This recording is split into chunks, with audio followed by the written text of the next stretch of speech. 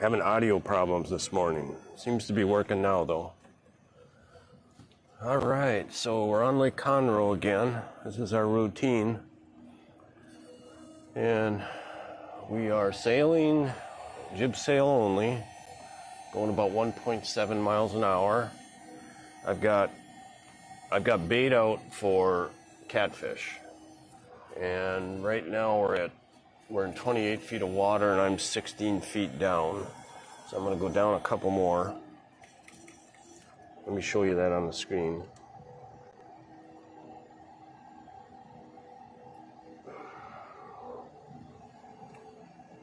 Okay, there we go. All right, so you see that little ball that's down about 5 feet behind the boat. In other words, to the right of center, and about 17 feet down. I'm gonna go down a little bit more because there's a lot of fish at the 20 foot and below mark. Okay, so right now we're about 8 feet off the bottom. That's risking it. We could snag, but I gotta risk it some because I haven't been catching any fish the last 3 times out. Nothing.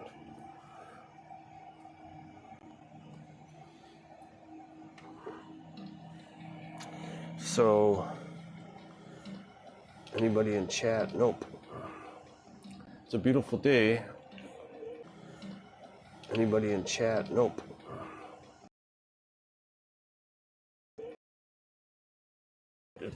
Sun pops out sometimes. We only got about 5 miles of wind, miles per hour of wind. I've got the jib sail, I would say maybe 1 or 2 turns away from fully deployed. I got Checkers here. He's in his happy spot. He loves this spot right here.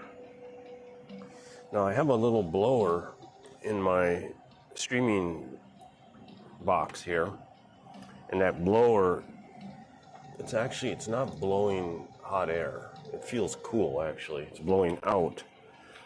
So that might be, even before I had the fan installed though, Checkers, this was his favorite spot, but he might like it more now because it's blowing some air on him.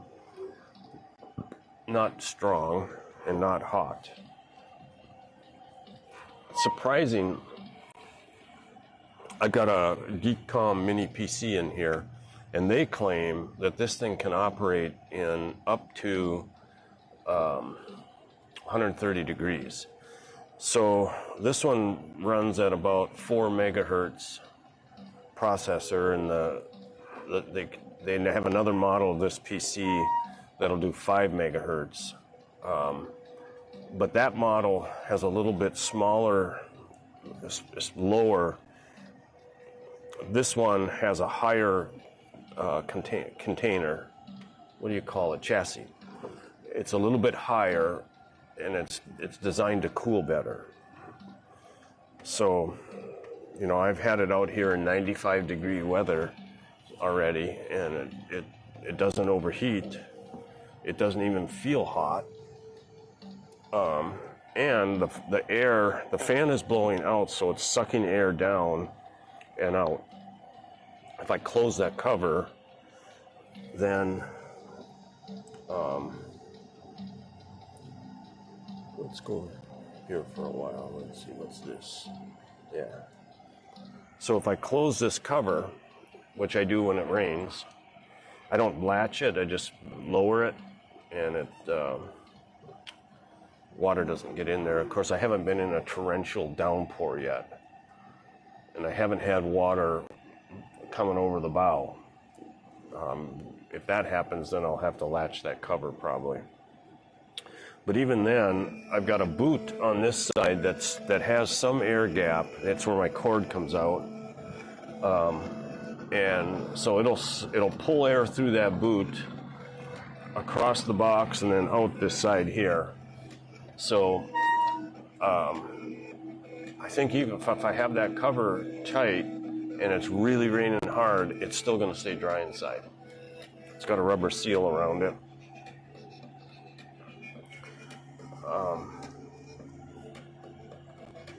So I'm going to give you a tour of this box just to see, and then I'll watch it later on tonight just to see how good this camera works for, you know, pointing things out and stuff. Okay, so where should we start? Let's start with the power. So I have a cord coming in over here. I've got it plugged into my inverter on my boat. So it's 110 volts going in.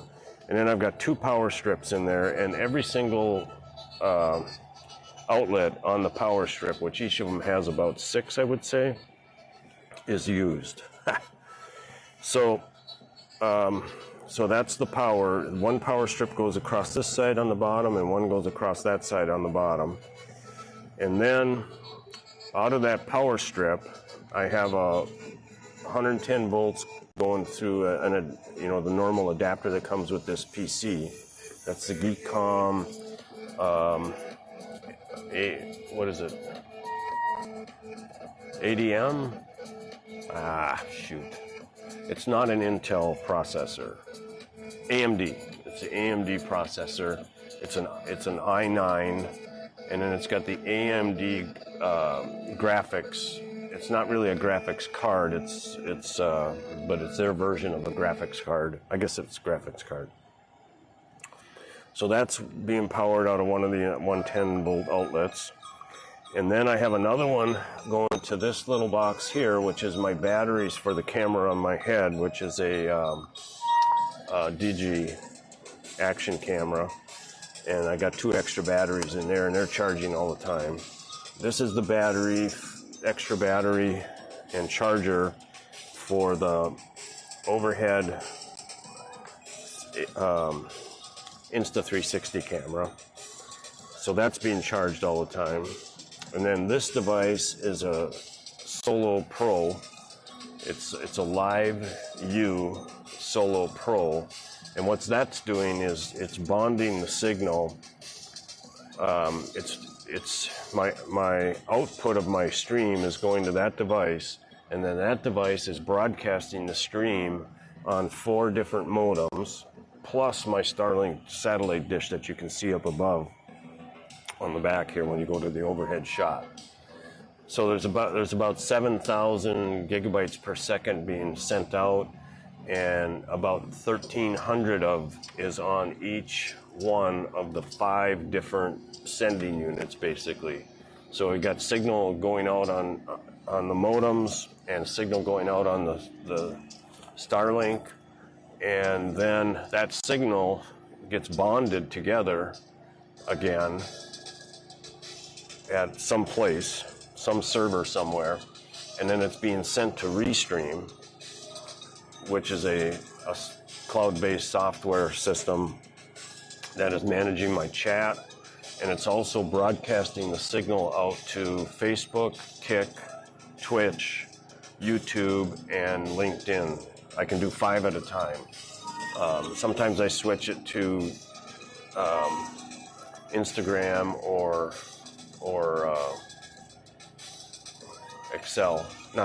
X. Let's go back to this scene right here. I really should be at sometimes talking into the camera here. Okay, so then up here is a Sony 3000X action cam, and that can zoom, and I've got it on I don't know what these are called, kind of a flexible mount, so that I can turn it down. I can do a checkers cam with it. Let's see if can we see checkers? Yeah. I can do a face cam, or I can actually do a shore cam also, like just turning it that way. Then I've also just got a webcam from my computer mounted up here. And that's so that I can have my face in the shot and checkers sometimes. So this music's getting a little loud. Okay, so then I have my iPhone, which has this 360 cam up above on a 9-foot selfie stick, invisible selfie stick. And so that's my iPhone is Wi-Fi'd to that camera, to that Insta360 camera. And then it's also plugged into an HDMI adapter. So let's see, I think I've got to fix that. The HDMI adapter has a USB-C port, which I plug in off of the power strip. I plug in a charge cord, and then I also plug in an HDMI cord, and that HDMI cord goes to this YOLO box switching device right here. That's where I control my scenes and go from one camera to another, and I can go to the live scope. Let's see, I'm at 20 feet and our water's 31, and there's no fish on that line, and there's no fish on that line. So that's one of the phones. Then I have an older Android phone, which is Wi-Fi connected to the camera on my head. And then that has the same kind of HDMI adapter plugged into it, and another USB-C, so therefore those phones are being charged all the time. So I don't have to worry about those batteries going dead ever. And then that one has an HDMI cord also that goes to my YOLO box. Here's my 4 inputs on the YOLO box, and then here's the output, HDMI output. And then I also have a USB here, which goes to that webcam. So basically I've got 5 ins and 1 out, and the YOLO box combines it all. Pretty decent device. It's called a YOLO box. It's called a YOLO Live is the company. The device is called a YOLO Box Ultra. I'm a little bit off course here, so I gotta do some steering. Then I have I got the iPad here, and that has the live scope on it, and that iPad is Wi-Fi'd to my Garmin GPS map chart plotter. That's the one I've got up high here, and it's Wi-Fi connected. Now, one problem that I got to solve, I'm not sure how to do it yet, but I can't even go to the front of the boat. What I want to do is be able to take one of these phones and put it on my chest and have it Wi-Fi'd to the chart plotter, and I can look at it while I'm up on the bow, either fishing or throwing my bait net. So I can look for balls of bait fish before I go out, and I can throw the net and catch my bait fish while looking at the live scope on my chest. And the reason it doesn't work is I don't think the Wi-Fi signal in this Garmin can catch my bait fish while looking at the live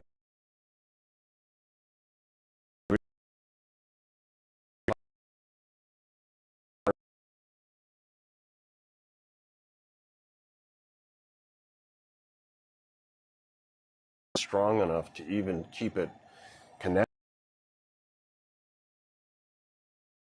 It's kind of sad, but so I don't know if I need some kind of a booster. So in order for that to work, it's getting to be too complicated anyway. For that to work, I've got to have my phone Wi-Fi'd to the chart plotter, and then I also have to have, I've got a Hollyland transmitter and receiver that's supposed to be good up to 1,300 feet. So I put it in my life jacket. I've got a battery that I put in there, and then I've got the Hollyland transmitter that goes in there, and then that's tethered to my phone. And then that transmitter sends back to the Hollyland receiver, which is right here. So the transmitter looks just like this receiver, and it's down below today because and that seems to have trouble staying connected also. So I'm losing connection when I'm up on the bow, and I think it's for two different reasons. Okay, I gotta get... There we go. I wrap this rope around, this line around the winch, then I go around this cleat, and then I go around this cleat, and it's the whole idea is to keep it away from checkers, so we're not disturbing his nap time. Wind is shifting directions. That's okay, because what I'll do is tack soon anyway, or sooner than I was planning. All right, so let's continue the tour. So the iPad also has the same kind of HDMI adapter. Let me show you what they look like. That's the HDMI adapter right there. Oop, I don't have the right frickin' scene on. Okay, there's the HDMI adapter. And I have three of them. One on this phone, one on that phone, and one on the iPad. So those are all going back to the YOLO box inputs here.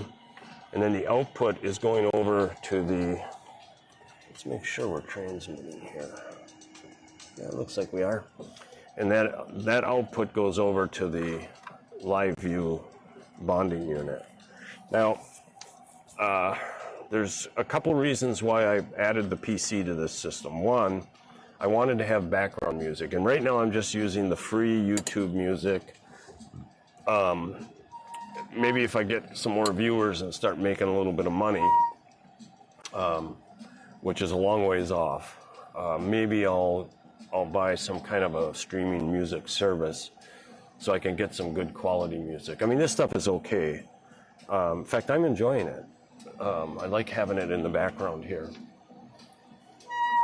Okay, so our wind has really changed directions enough that I think I'm gonna pull the sail over this way. Okay, there we go.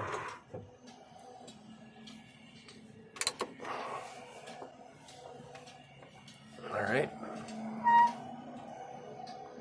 So we're going 1.4 miles an hour.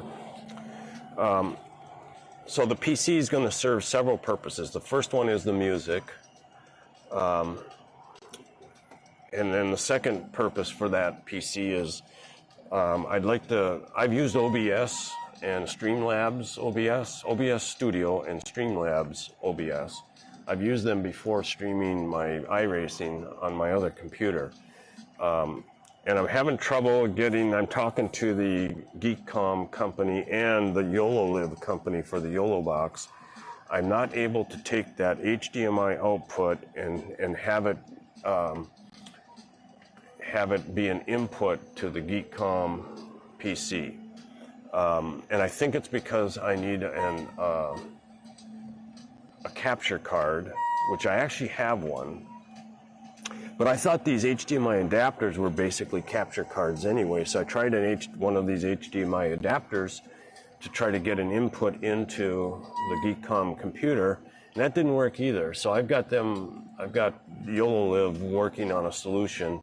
They did say that I probably need a capture card.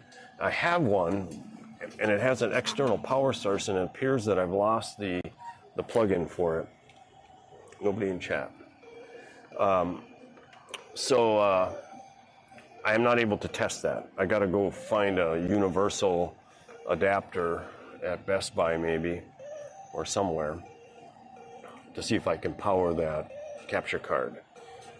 I think it's an HD60 capture card. I remember buying it, and it was pretty freaking expensive, like 60, 70 bucks. So once I get a power source for that, I'll test it. And then that way I can take this output to the YOLO box and I can put it in OBS, and then I can do a lot more, with widgets and chat bots and different things to make the stream look a little better. And notifications, all the stuff that you see normal streamers do. I'm not a normal streamer. I'm a rookie one. and I'm outside of the box on a lot of stuff. So that's the purpose of the computer. One more purpose. I have this little monitor here. This is called an 8.8 inch monitor. And right now what I have, I don't think you can probably see it on the screen, but on the left half of the screen, I have YouTube music pulled up in my YouTube studio. And it keeps shutting off every once in a while, so that's why I got to have it up on the screen so I can turn it back on when it craps out. And then on the other side of the screen, I've got Restream chat, and I also have it as verbal chat. So if so I can hear it through that speaker. That was another reason for the PC, was so that I could have voice chat. And you can't put voice chat. You can't put Restream voice chat on a mobile device like an iPad, a cell phone. It doesn't work, and you got to have a PC. So now I finally got voice chat, and I can read it as well. And I've got it up so I can read it because I just don't trust the voice chat. It hasn't failed really, but I just want to be sure. I only get if I'm lucky, I get one person per day chatting. You know, you'd think I'd get 50, but I don't think my stream is interesting enough. I'll have to work on that. Okay, the wind shifted again. That's okay. What else about this box? So I've got a normal style mouse that I put on my leg to work the PC. But what I'd like to get, I have a wireless one, but I couldn't find the dongle. I have a wireless mouse, but I couldn't find the dongle. I gotta look again when I get home.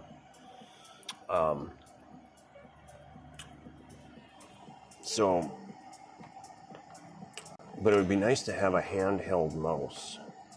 You know, one of those you ever seen the streamer Sushi Dragon, I think is his name, and he's got IRL streaming to a ridiculously cool. It's a little much, but what he does is amazing with graphics, and he's got it all in his hand. He's got a mouse on his hand that has I think multiple different functions, and he can press a button and his face turns into an animal, and it's really it doesn't look like a real animal, but what does look good is it's perfectly over his face. It's almost like it's a mask. And if he turns his head or walks away, the fake face follows him or stays where it's supposed to be. But the point is that he, what does that say? Low battery. All right, here we go. Let's fix the battery. And to do that, we'll go to this scene here while I fix the battery or replace the battery in the 360 camera. That'll give me a chance to take a look at the lens. I did hit the lens yesterday on my solar panel, so maybe I broke it.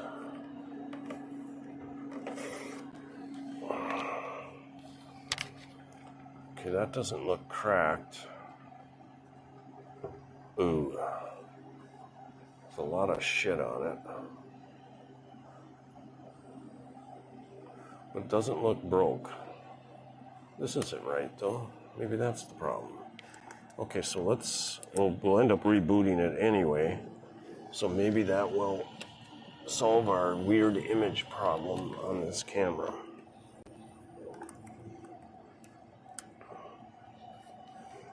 Okay, now we'll turn it on. And then we'll, what's up with that? Okay.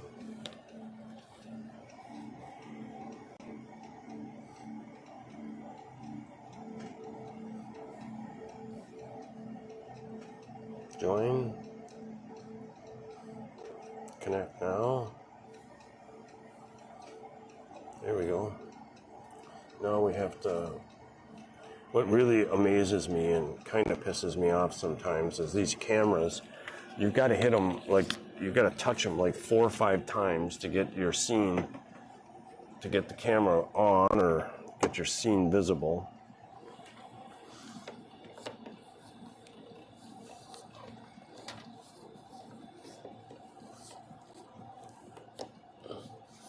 Okay, I got to start watching what I'm doing so I don't whack that camera on the solar panel.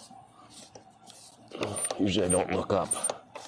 I just, okay. All right. Okay, it's fixed. That weirdness in the screen is gone. Awesome. But we did lose the chart plotter.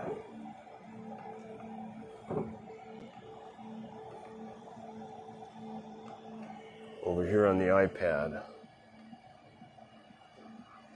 Oh, we're 10 feet off the bottom.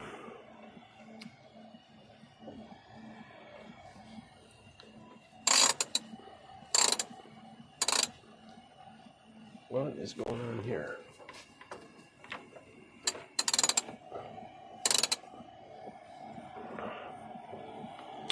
Not much wind. Okay, let's go back and we'll check the Wi-Fi looks okay. So let's go to active captain, helm, and it's messing with me. Says it's connected, yet it doesn't come up. So let's go to chart.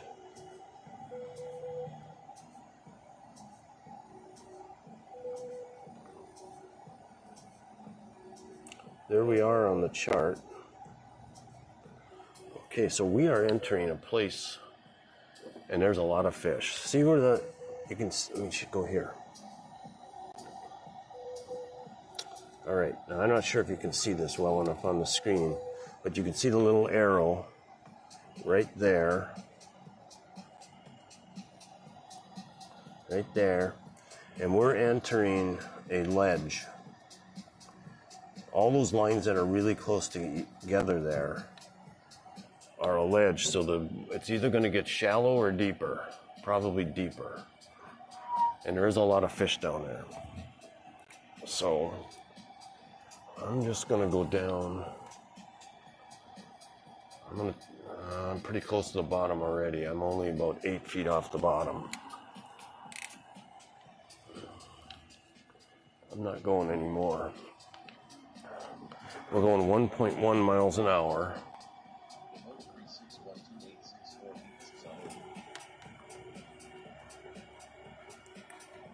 So there's somebody. Lemon pound cake. How you doing? Lemon pound cake. Yeah, I like lemon pound cake. Who doesn't like lemon pound cake?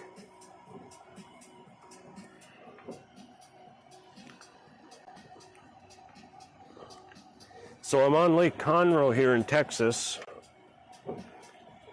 and we're looking at a chart that's showing me that I'm getting into a really good fish area. Now I'm going to turn this, I'm going to see if I can get my live scope on here.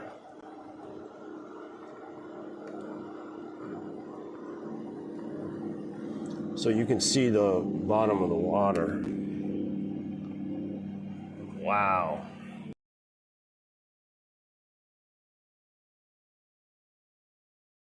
God dang it. I could really show you something cool. There's a ton of fish down there, and we're going downhill now. We're on a ledge.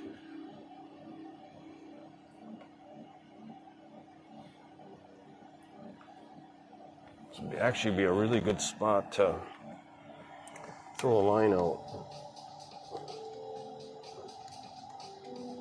Goddamn thing. Wow.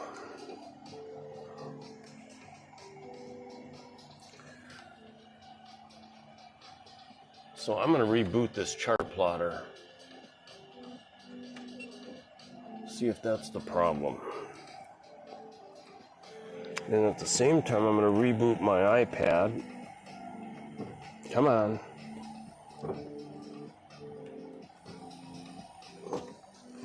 So I can show you my live scope, my underwater scope, if I can get this thing working. It's been working all morning.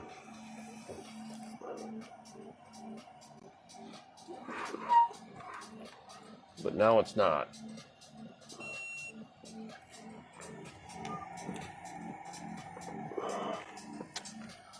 Okay, we're rebooting the Garmin and we're rebooting the iPad.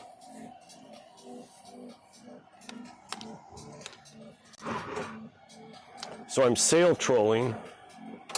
Got my jib sail up. And we're trolling for catfish.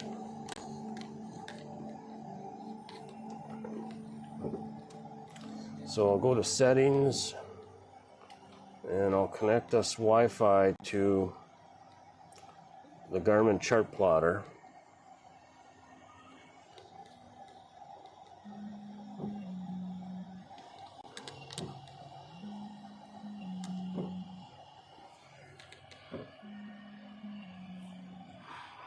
Wow, there's a ton of fish down there. I'm going to lower my hook a little bit because we're really into deep water now. Okay.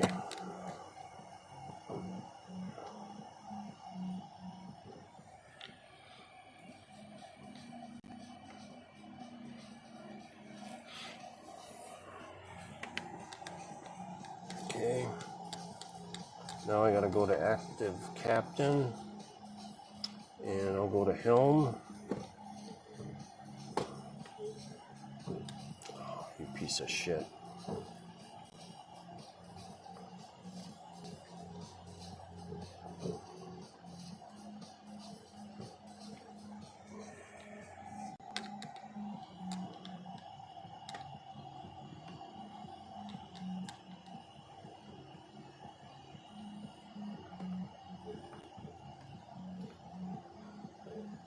All right, let's go back to the chart.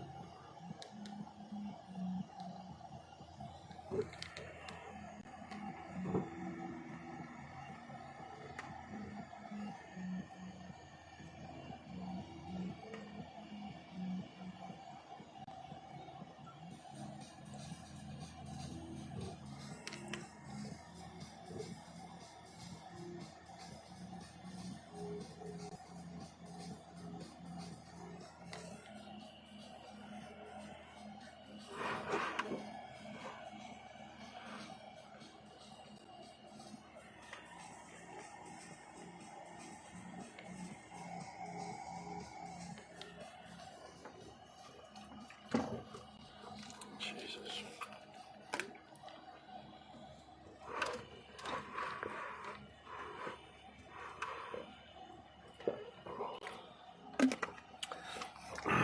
Well, now we're in 49 feet of water.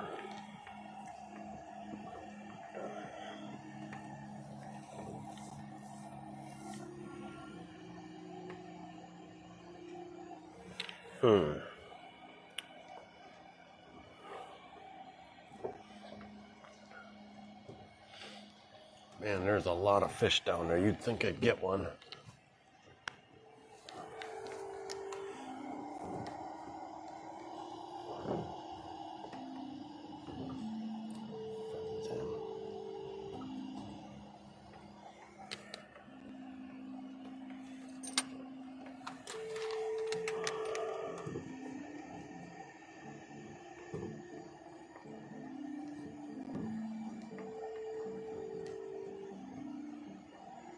What the fuck is going on here?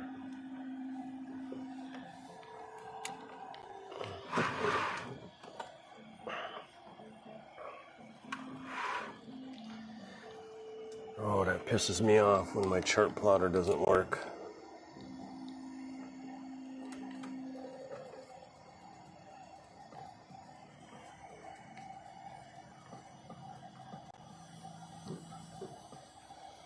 Okay, so it's HDMI 2. Let's pull that out and re-plug it in.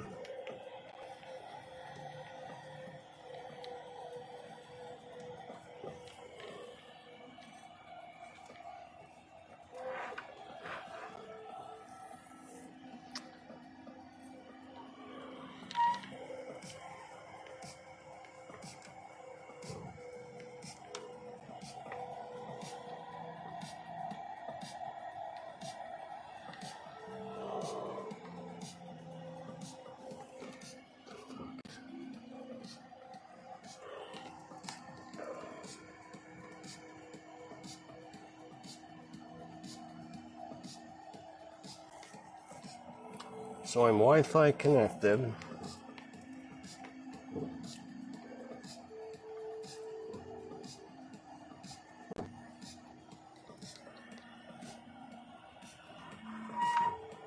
Well, I'm just gonna have to leave it go, I think.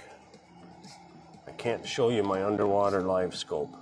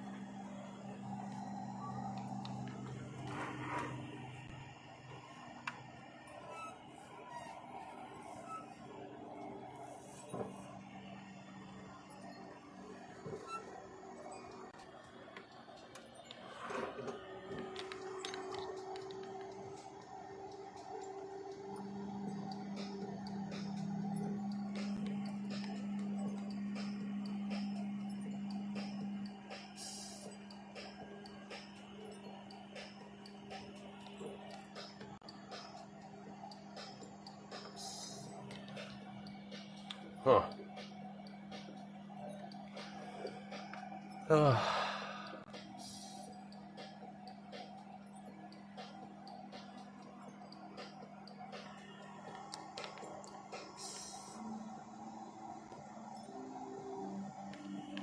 Well, I'm gonna try rebooting this thing again.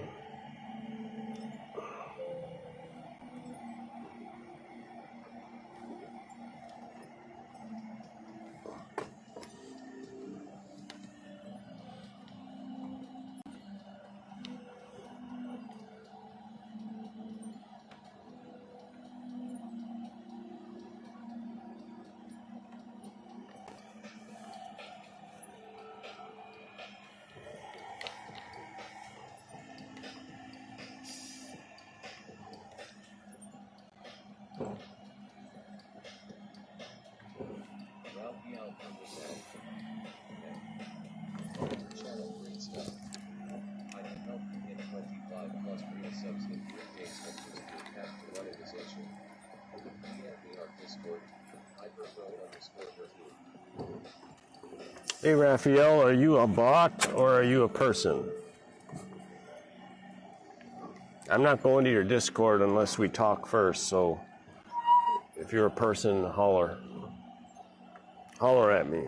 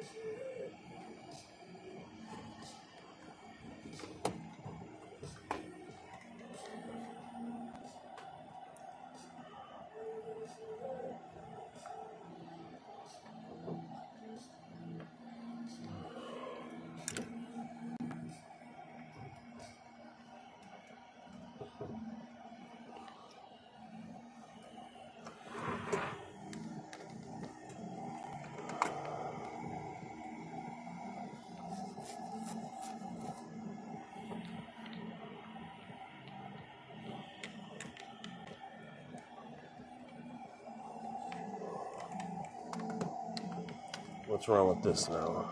Oh, you gotta be kidding me.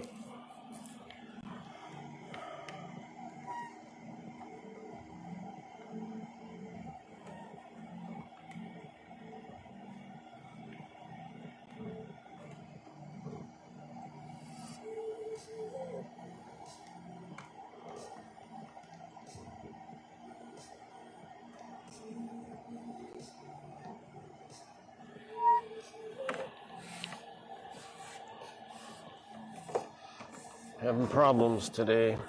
Audio, cameras, chart plotter.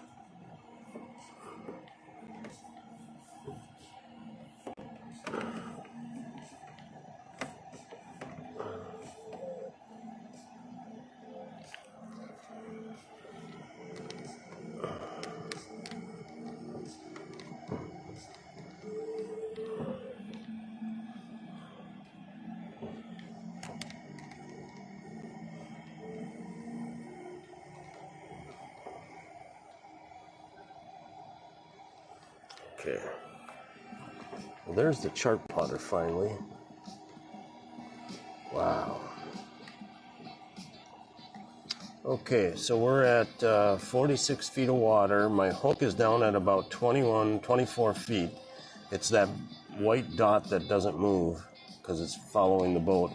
We're about 5 feet behind the boat and 24 feet down. That's about the level of where there's most of the fish are. So we'll just leave it there. The wind died down.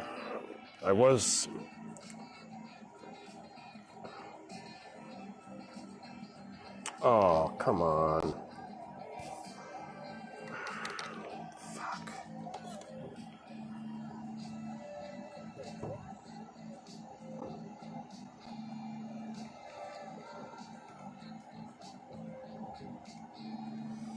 Okay. Look at the fish down there. That's pretty incredible.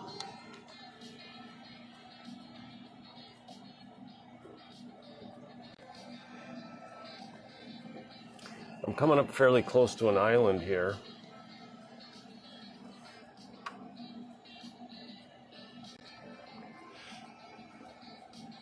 I think what I'm going to do though is I'm going to turn this trolling motor off for a while. I've been powering it, using that a lot, and then we'll just start up check our lines first. We're nowhere near the prop.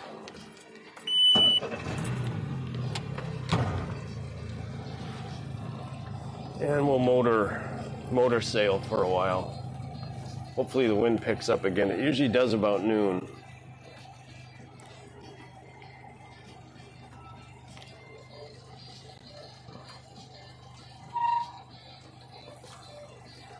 Okay, I kind of want to go, I have this chart plotter up. I'm going to leave it up for a little while because it took me a long time to get it to work even.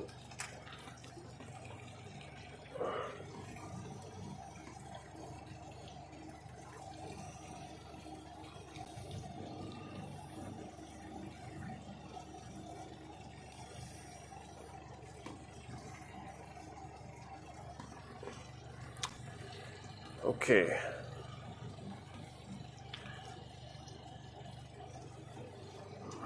One thing I need to do is get more strategic with my trolling. I just ran about maybe 15-20 minutes ago, I ran over a ledge where we went from about 20 feet deep, maybe 25 feet deep, down to about 40. And there was fish everywhere. So what I need to do is follow that trench or that ledge. It's full length from now on. Okay, let's take a chance and see if we can. I'm going to look for that ledge. Close that. We'll go to charts. Come on. Okay, there's the chart.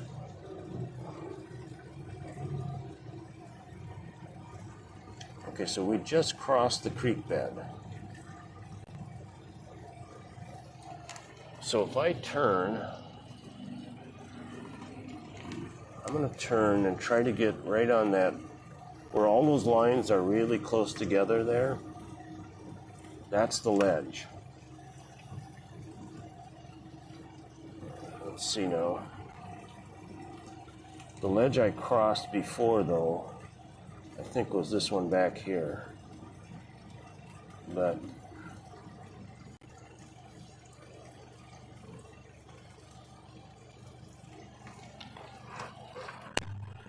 okay, so now I'm headed up to the creek bed.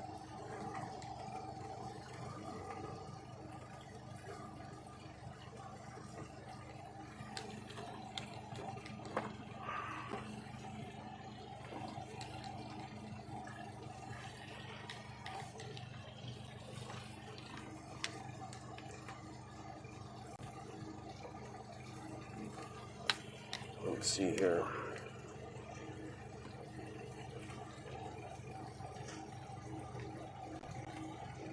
So what I'm going to do is I'm going to go and I'm going to follow that ledge. I'm going to kind of do a circle, and I want to come back and then follow that ledge as close as I can. So we're in 48 feet of water right now, and I'm down about 25 feet, so I'm going to go down a little more. I'm going to go down to at least 30 feet. Maybe even 35. Okay. Now, I'm gonna do a donut, and I'm gonna head back.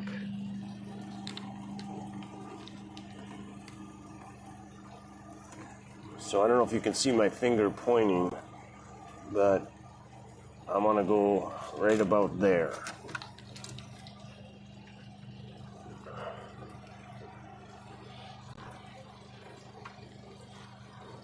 I got the sail out, but the wind died down. It's doing nothing. There's Checkers. Oh, I might have to go down and get your water, buddy.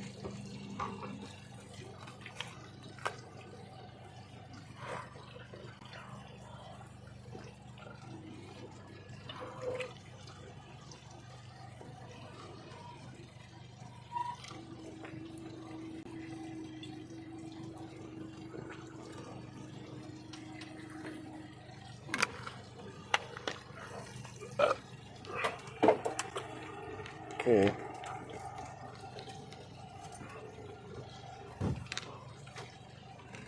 Yeah, he's thirsty. So I'm going to get turned here.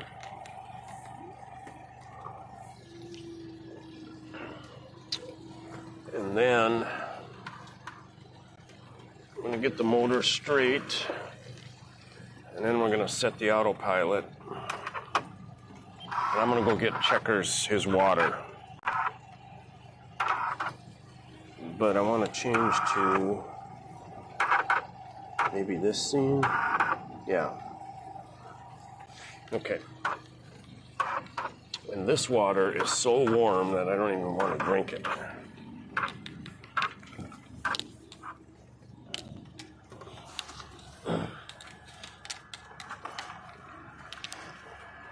So we'll put this water in the freezer. And we'll fill this water.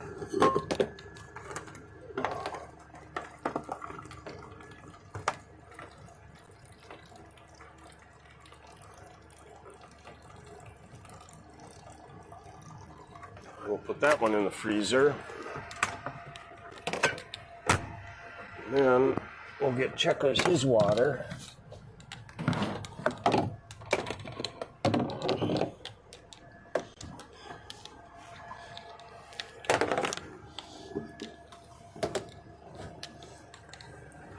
See, there's some goobers in that.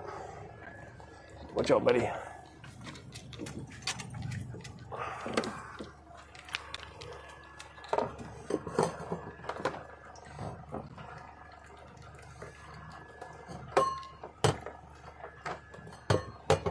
There you go. Let's put this over here. There you go, buddy. Go get your water.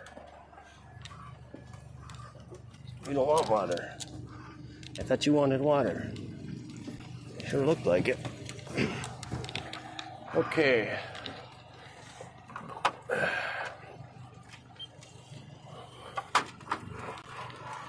Now, let's check and see where we're at. There he's drinking. Good boy.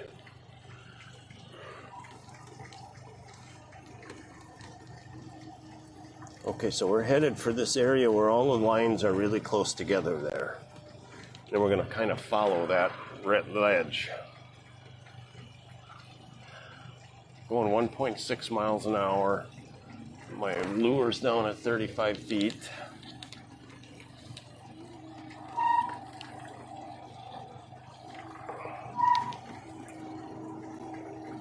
Music stopped.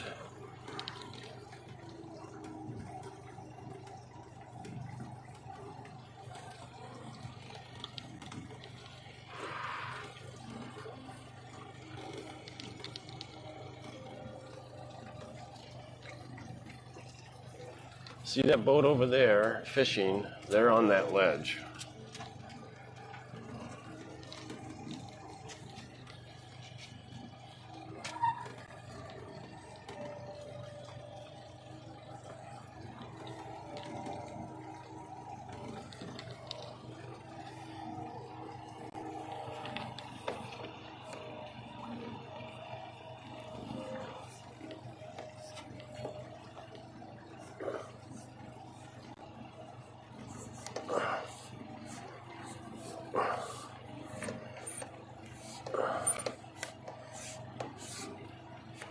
Okay.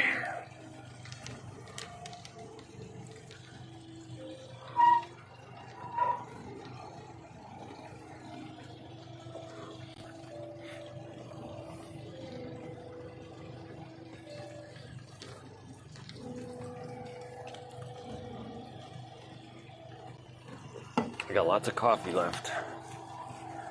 I've been drinking it.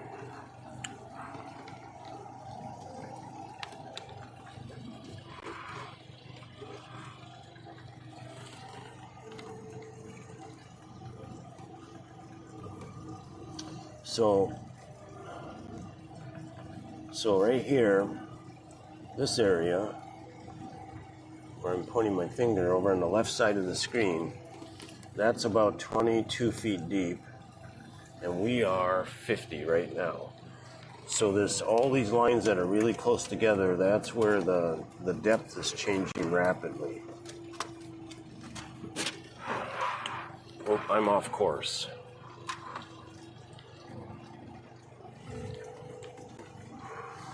See how long that thing takes to react to my course change.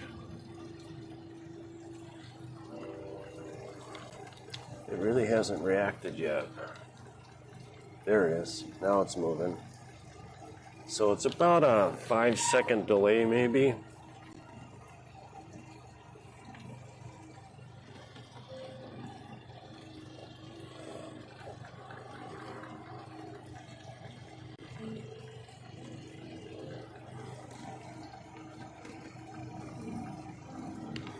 You're a little bit in the sun now, aren't you, buddy? We're going in a direction that I don't normally go.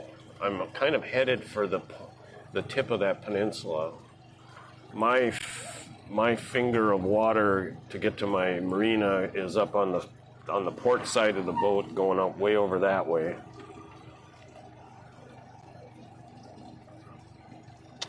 And then there's another finger of water going over this way to the starboard side.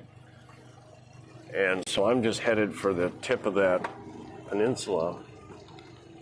In fact, fairly soon now, we should see the depth start to change. Guess I could read those. What does that say? It's weird that they would create these charts so you can't even read the frickin' numbers. Okay, so we're starting to change depth. I'm going to raise this a little bit.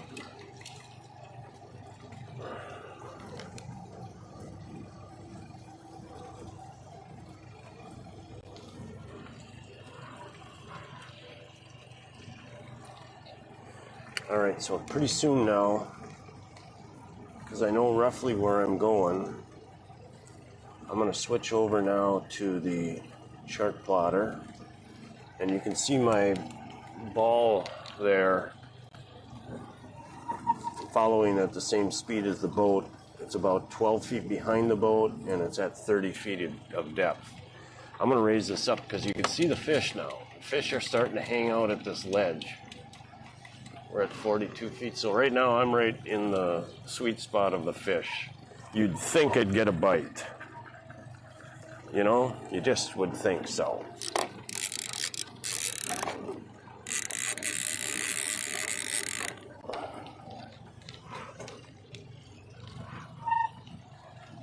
Okay. Man, there's a massive amount of bait fish for sure, but just fish down there. Checkers, you're getting kind of hot, aren't you, buddy? There's no wind. That's the problem.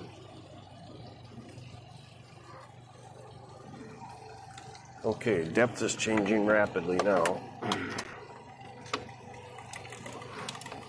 I gotta raise this up. Where am I at?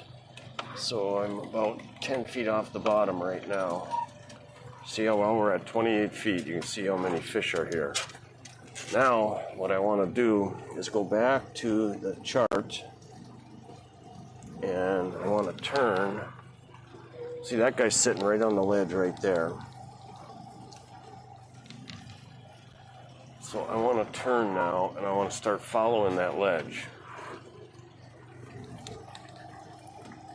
I actually went through it. I got to go back.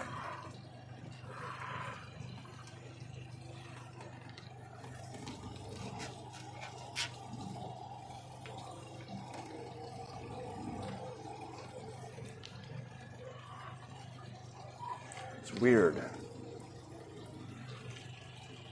It doesn't go where I thought it was going to go.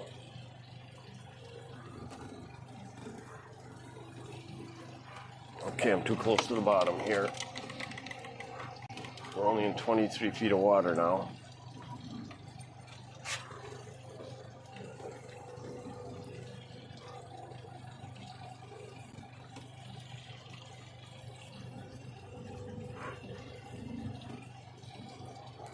So he's doing the same thing I'm doing. So now the depth is kind of flattened out at 21 feet. And there's not many fish. So I've got to turn even further this way.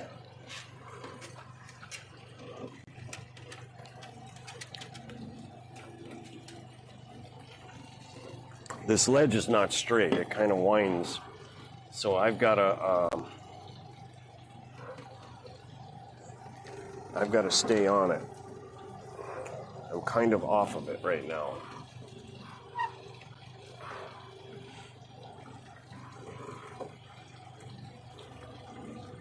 I think the sweet spot is probably going to be somewhere when the depth is about 30 feet. Look at the fish. Come on, boys.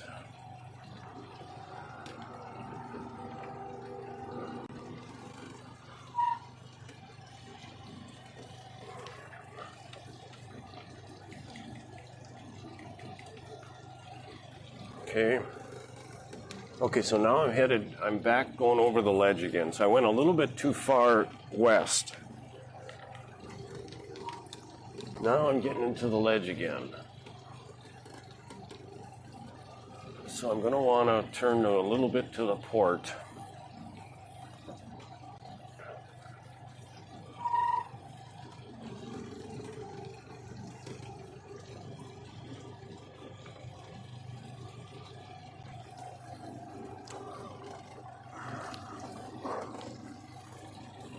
My line is pretty far back there, almost like I'm off the tether. But when I reel in, the line comes towards me like this, like it's plowing. That means I'm still on the tether. Okay, how's our...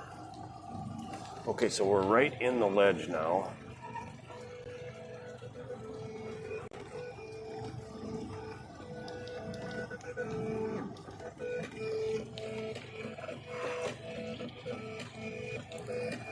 I'm gonna go lower this a bit.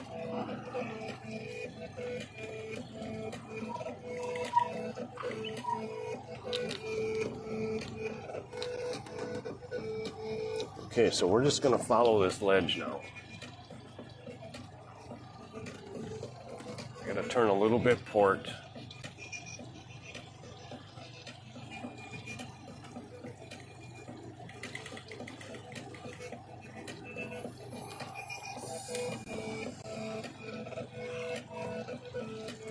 Now, if I can stay on this ledge, it should be about 30 feet.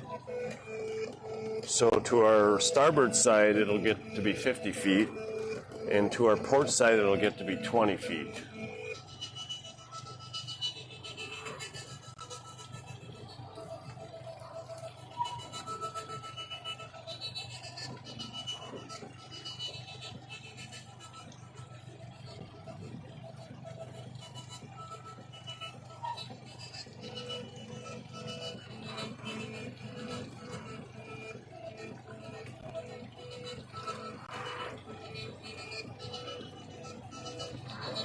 We're a little bit too deep, too high off the bottom. I'm at 21 feet now.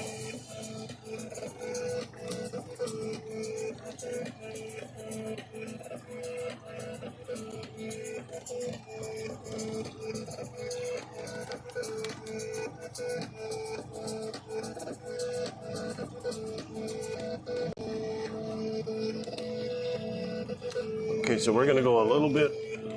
We're heading pretty much west right now. And then we're going to turn south a little bit soon to follow that ledge.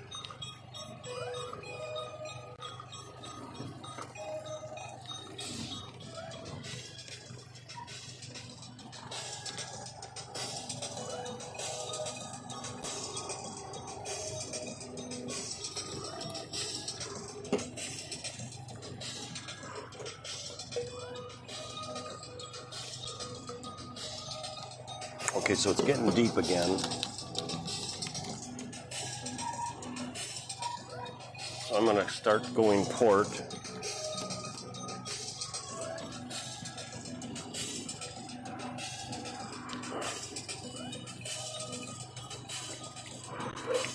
Let's go down to 25 feet, or right in the fish right now. You'd think we'd get a bite. I mean, what the hell?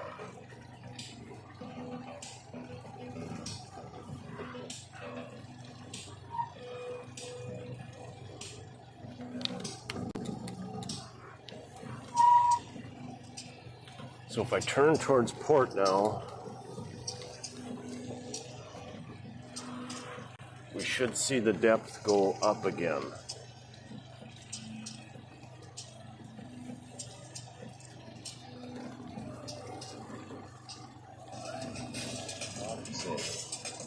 I noticed that your channel could benefit from a larger audience to help boost your streams with the right support.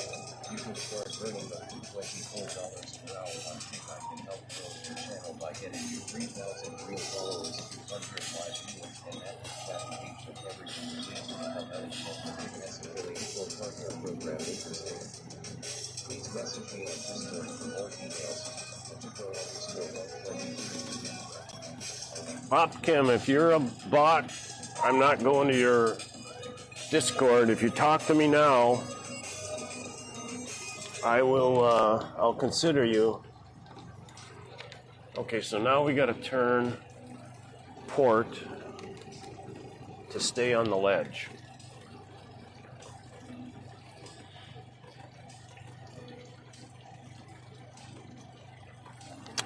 And it's working. Our depth is going. It's getting shallower. We're staying in that 30-foot range. Okay, I like this. But right now I'm set up for catfish with bacon on my hook. So, you know, that's probably mostly striped bass. So,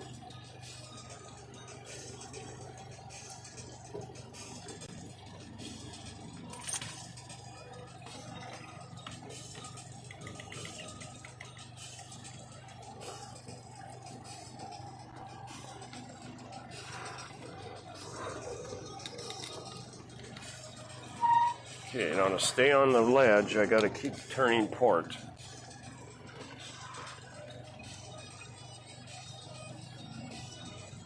So if I have the right lures, this could work better. Or live bait. I do have some live bait up there. I got to turn port more.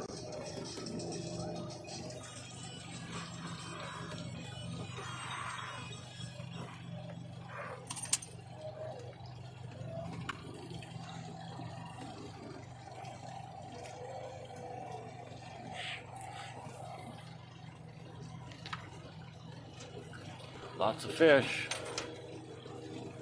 How am I doing? I gotta go even more to port.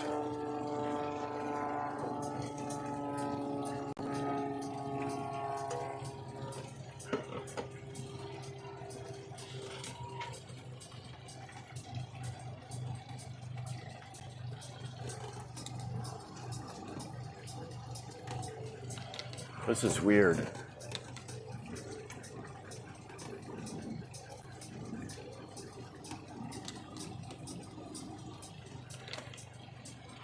All right, so if I get the right lure for striped bass, this could work.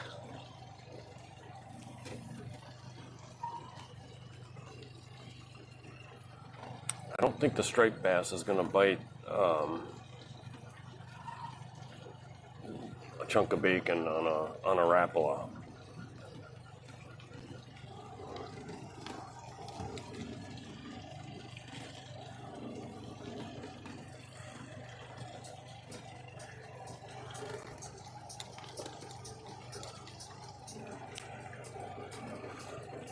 You know what I should do? No, I can't.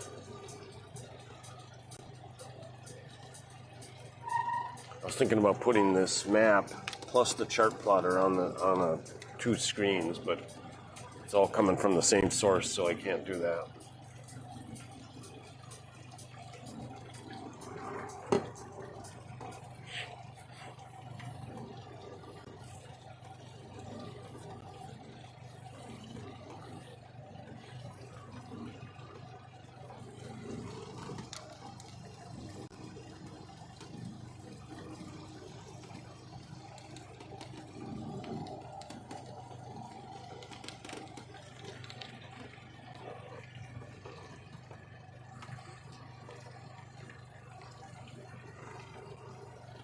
Checkers. Yeah, your favorite spot's got sun in it right now, so you don't like that, do you?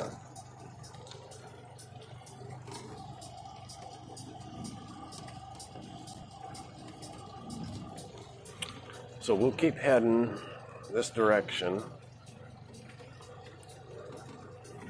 And then we're going to be turning starboard fairly soon.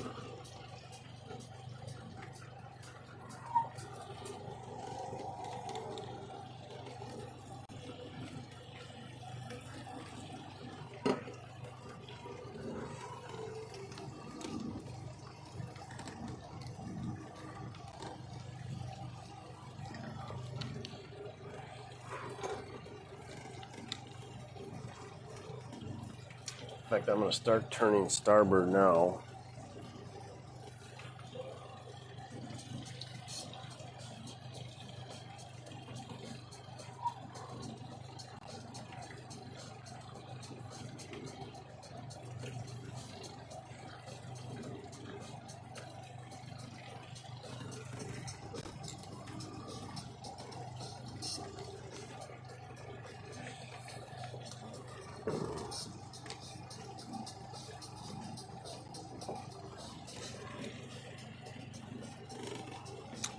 A little bit more starboard.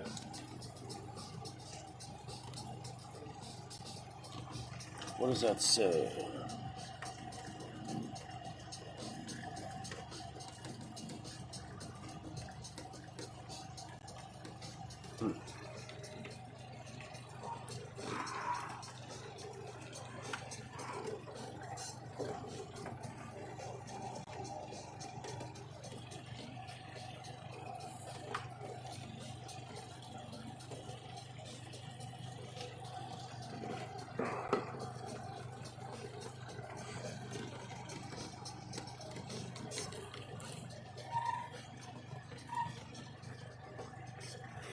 Well, today's a good day then. At least I haven't used these charts very much, and that's definitely the way to do it. As you can see, the amount of fish down there is huge. Well, no, you can't because I don't have it on right now. Okay, so I can take a heading here because I got to go the same direction for a ways yet. So what I'll do is go back to the boat app, so go back to this. And now you can see where my bait is down at about 27 feet. We're in 40 feet of water, and there's just a lot of fish down there. They don't like my bait.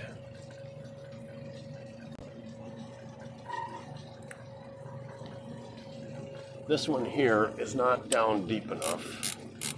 I'm going to go to 40 feet now. 39, there's 40. Another 5 feet out. 5 feet out probably drops it about 2 feet only. There's a dead fish.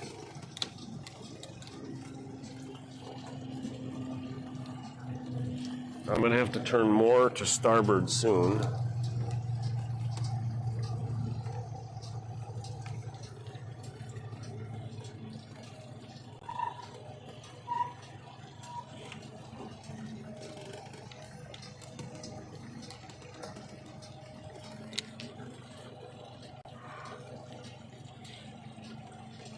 You know what?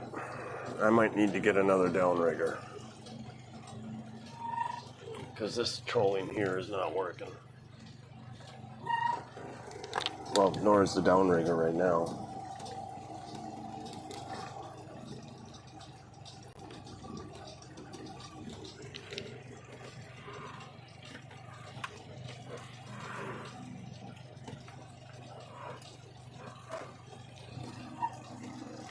Probably getting close to where I've got to start turning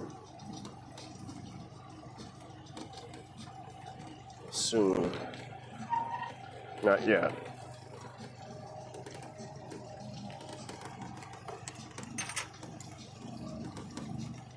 I'm going to go right where that bump is.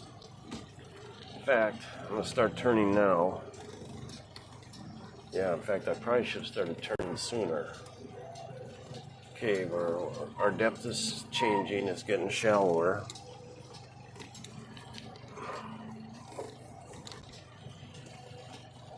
I want to go right next to that hump.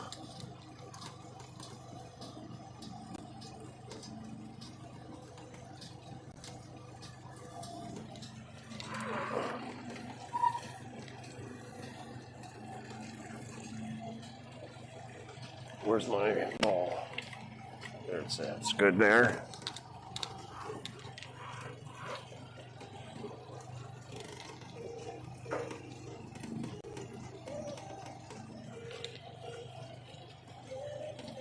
Probably should have went to the left of that ball. That hump, I mean.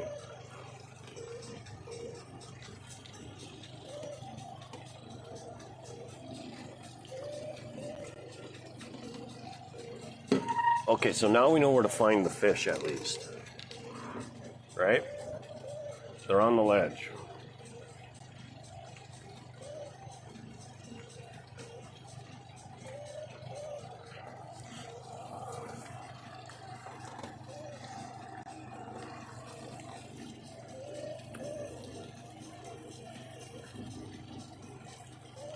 So next time what I'm going to do is I'll use my catfish bait in the beginning of the trip, but then when I get out here and I get near the first ledge, I'm going to take the bacon or whatever catfish stuff I have on it, I'm going to take that off.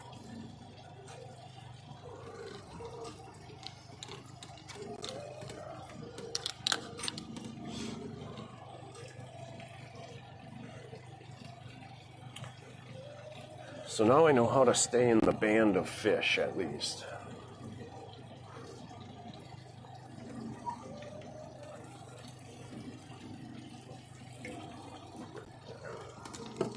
This is pretty cool.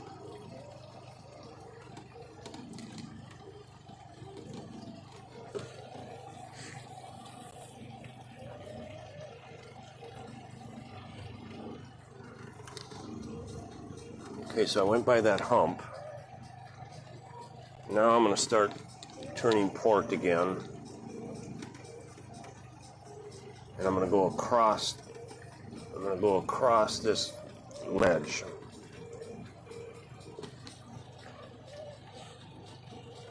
Once I get in it, maybe I'll stay in it for a while. Let me see how that is in relation to the shore. Where is the shore? Why am I not seeing the shore? Okay.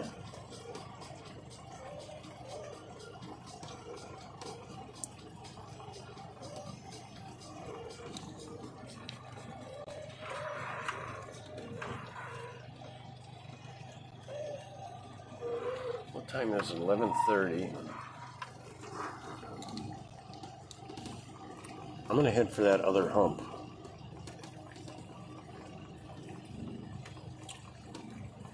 You know what I could do is I could do a big circle. That'd be just about the right amount of time. So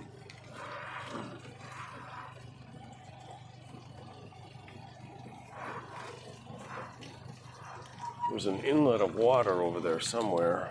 I think I see it. I gotta be kind of heading for that.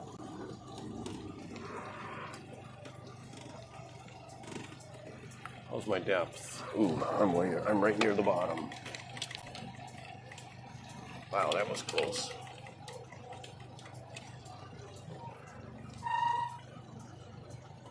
$26.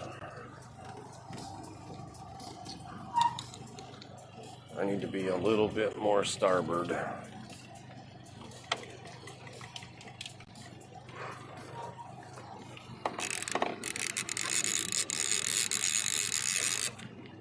Okay. Am I headed for it now?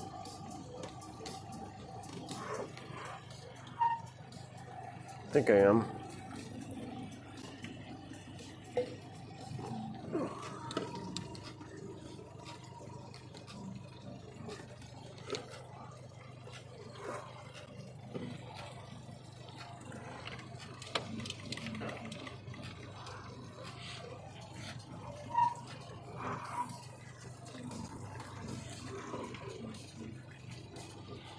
So what I gotta get, I need to buy some monofilament leader. I'm just using the old style metal ones. And I've got on both of them, I've basically got like a catfish rig where it's got a little float and a half-ounce lead.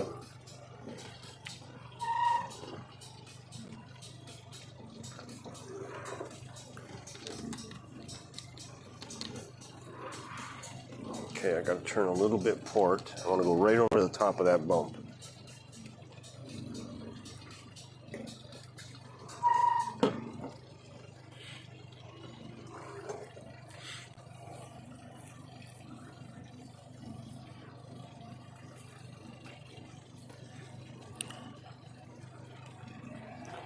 So now, if I have two outriggers, downriggers, I'm not going to be able to watch both balls. So now I can see, I'm way off course. I'm missing my bump.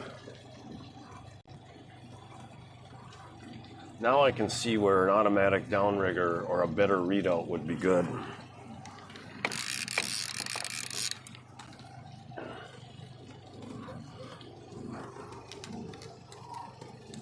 Yeah, I gotta turn port, hard port, to go over that bump.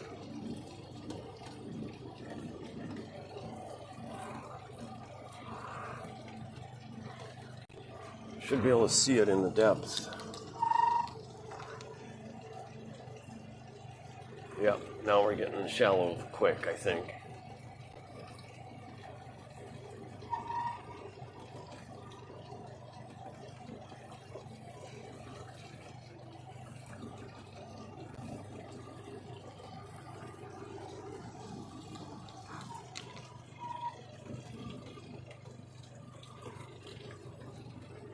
You could say I'm practicing. I don't have the right lure on right now for striped bass.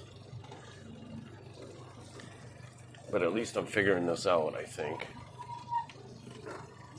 Okay, so now we're headed towards the bump. And it is getting shallow fast. No fish over it though. 19. Yeah, we're going over it right now. Okay, so we're over the top of the bump, and now we're going down the other side of it. That's pretty cool.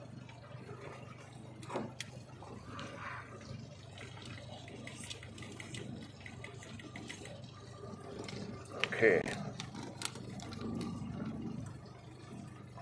Okay, so now I'm going to start turning starboard. I'm going to put this back on for you guys. I'm going to turn starboard. It's going to get deep for a while, but then I'm going to get back on the ledge. I'm going to make a circle back because there's another ledge right out in here.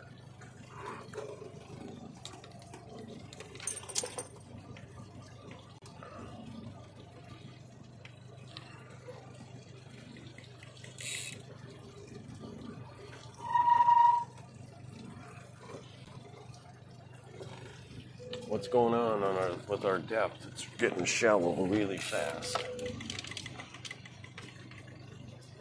Okay. There's like a huge hump down there. I can see it on my other sonar.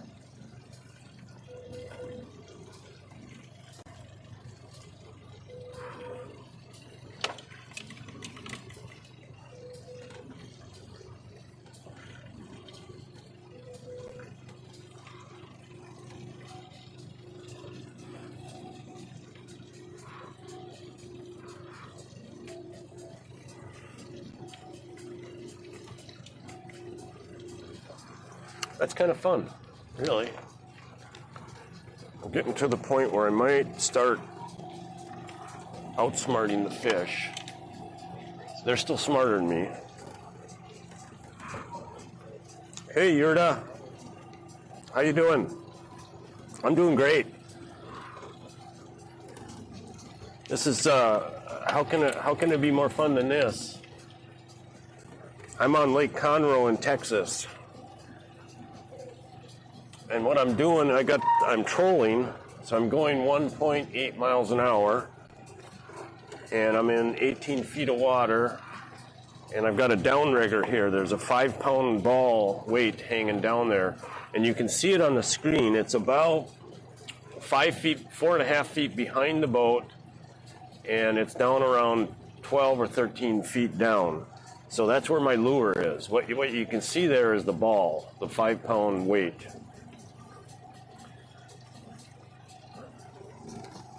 And what I'm doing is following some ledges in the water.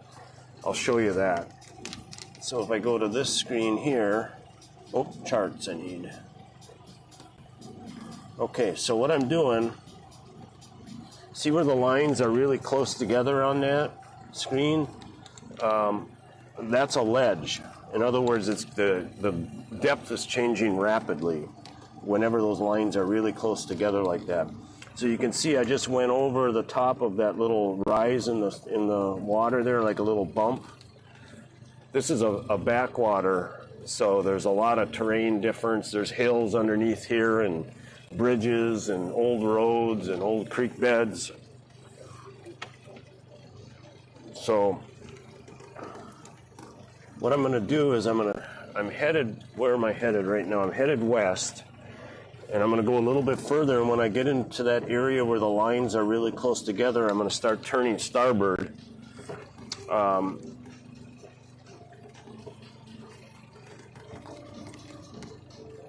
going to try a different scene here for you. There's my boat from above. So now I'm getting, let's see, we're at 19 feet of water. I'm getting close to where those lines are really close together, and then I'm going to start turning starboard. And I'm going to follow that's a ledge, or like a ridge under the water. And I'm going to follow that. I'm going to make a great big circle around, headed back towards my marina. Okay, so now I start turning starboard.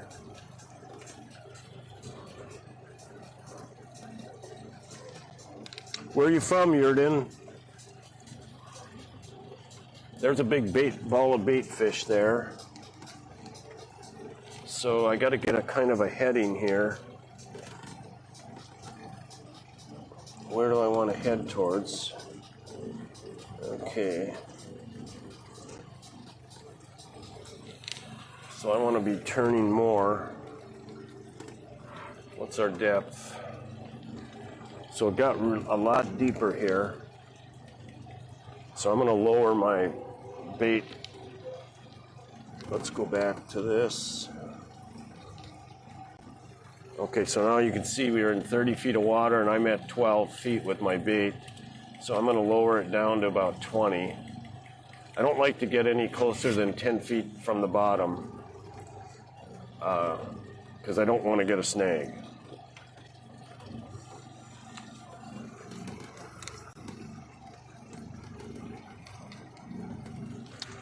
Okay, so we'll kind of keep this heading for a while.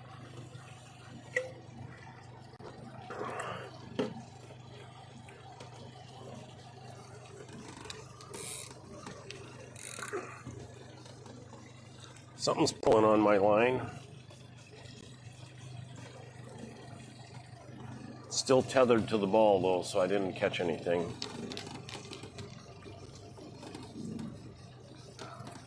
Let's go back here now to the chart, and I need to turn more starboard. So I want to follow that area where all of the lines are really close together. That's a ledge. I've got my sail out, but the wind died down, so I'm motoring. Later on, when I'm headed back to my marina, maybe the wind will pick up. It usually does in the afternoon.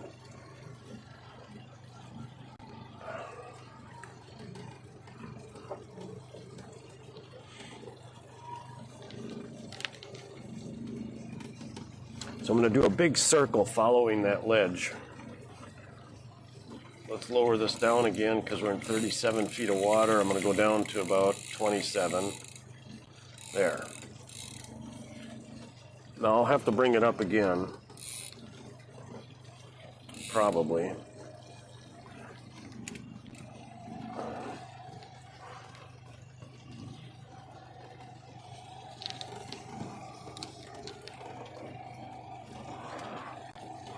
I really don't have the best lure on right now for what we're most likely going to catch on these ledges are striped bass or hybrid bass. Got to go up a little bit.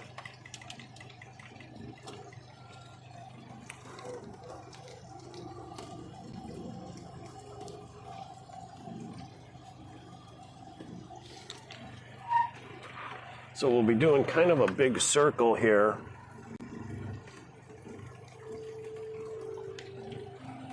And we'll do a pass over the top of that little mound. You can see where, if you follow my trail, over on the right side of the screen, you can see where I went over a little mound in the water. And when I get completely do this circle following this ledge, I'll go over that again. There was a lot of fish there.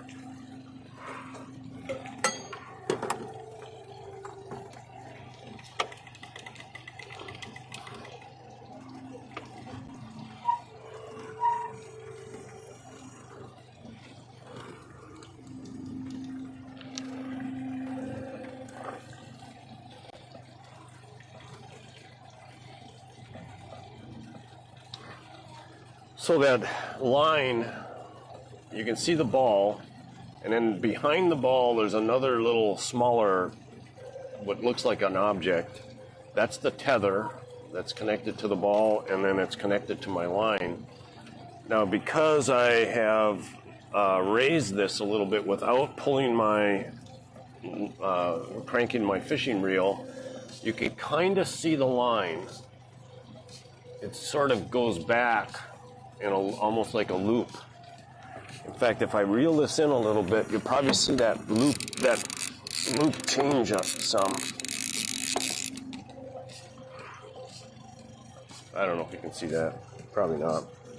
Well, I don't even have it on the screen. How about that? There.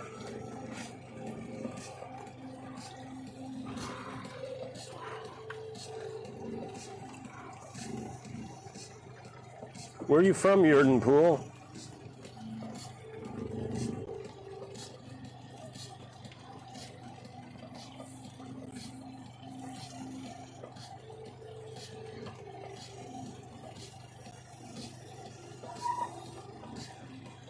The wind has changed so much that I suspect a storm. All of a sudden it's coming out of the, what's it coming out of? It's coming out of the east.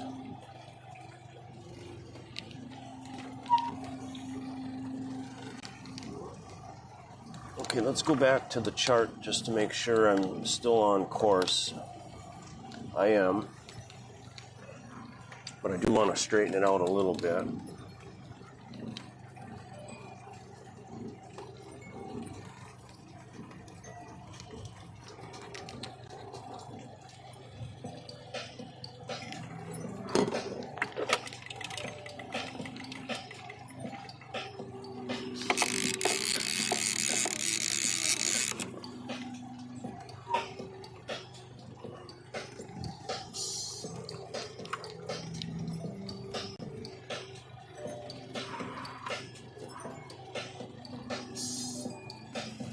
So this ledge hasn't had much in the line of fish for some reason.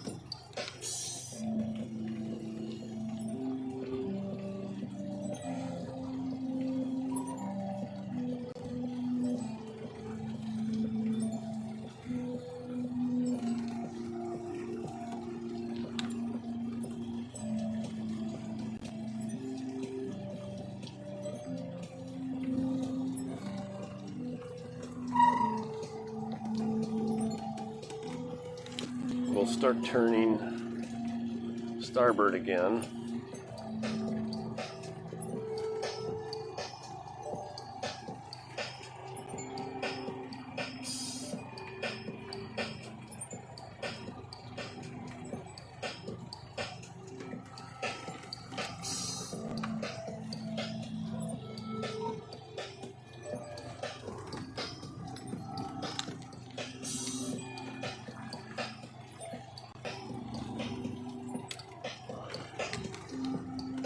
So my depth is changing quite a bit, so I'm going to lower this again.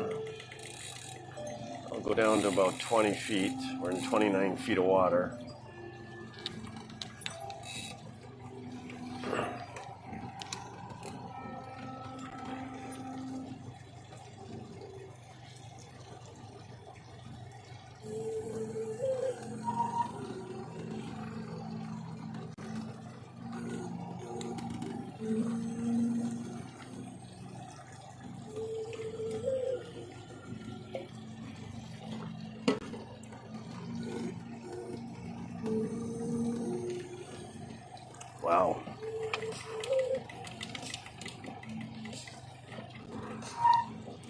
Okay, let's check our course.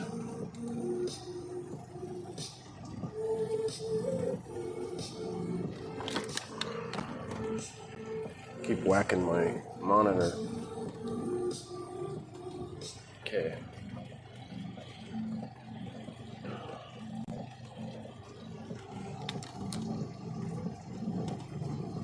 Now I'm going to head right back for that little mound there.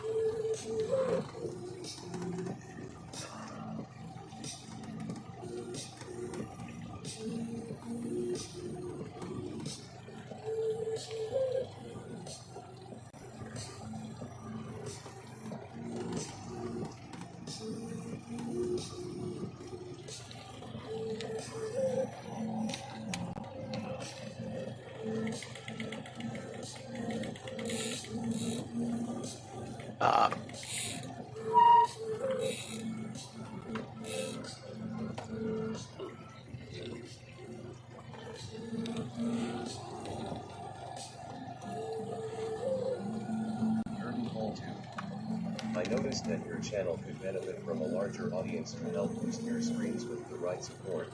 You could start earning up to $24 per hour on Kick. I can help grow your channel by getting you 3,000 real followers, 200 live viewers, and active chat engagement. Everything you need to become eligible for Kick affiliate Bill Partner Program. Interested? Please message me on Discord for more details. World 117. Are you there, Yarden Pool? Talk to me.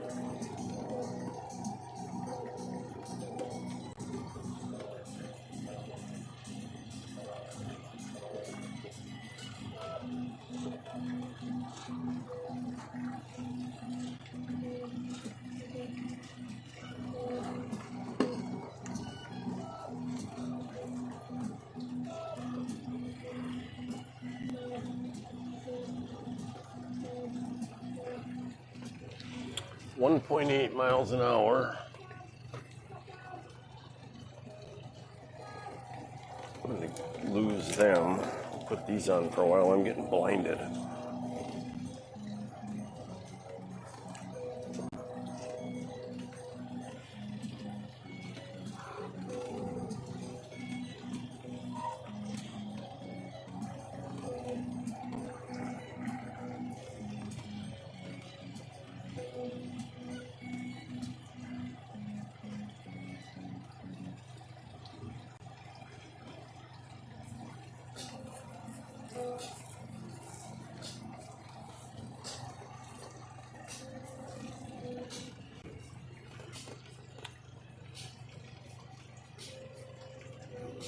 Thought I heard thunder, but I think it's a helicopter.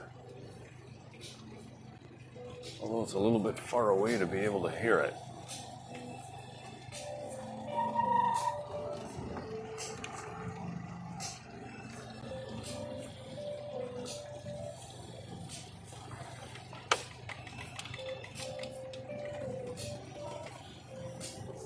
Yeah, that's the helicopter.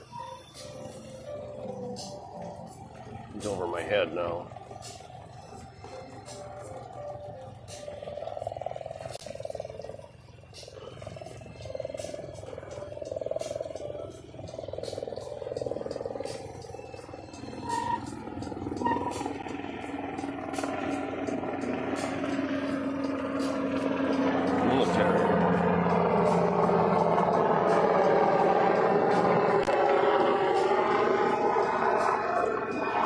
Looks like military.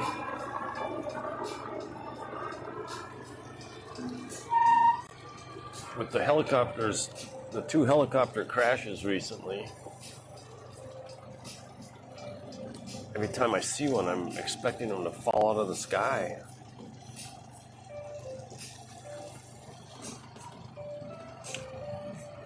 Okay, so I'm headed to go right over the top of a little pond, what was a pond.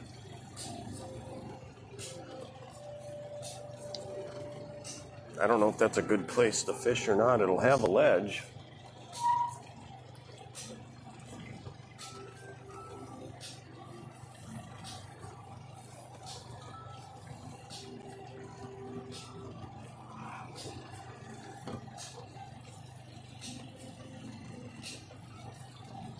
When I get in, I'm going to make a salad.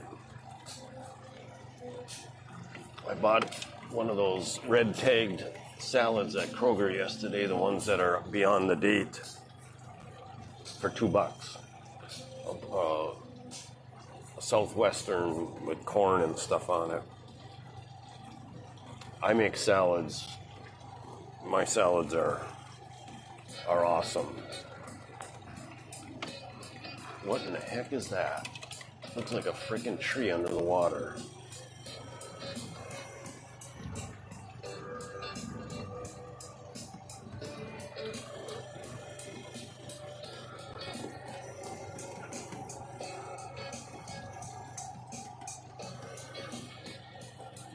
Gone by and we didn't snag, so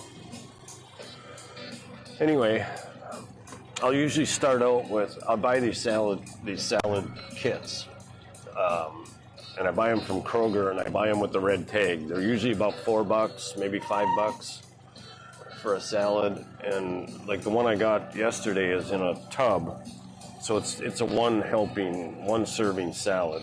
But I'll usually buy the bag kit, and then I add so much to it that I can get two big salads from one bag. Today I won't, but that's my normal routine.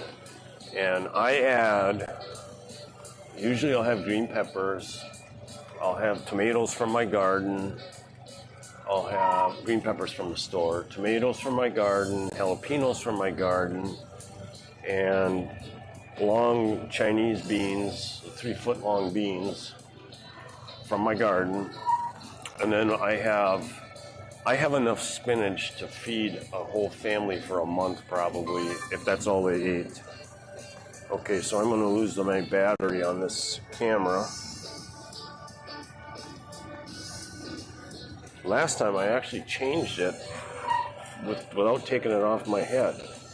How about that?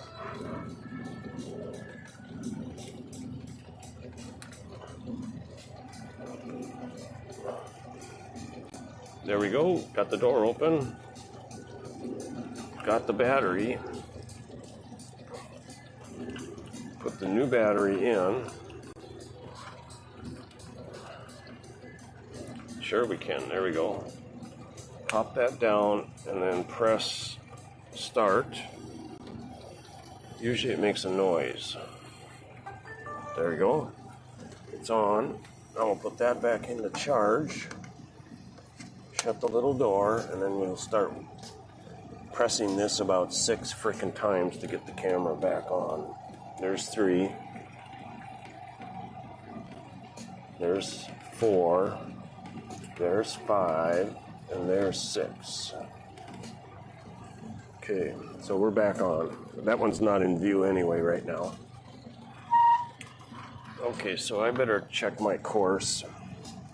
So let's go back to chart. And we're just about ready to go over that pond.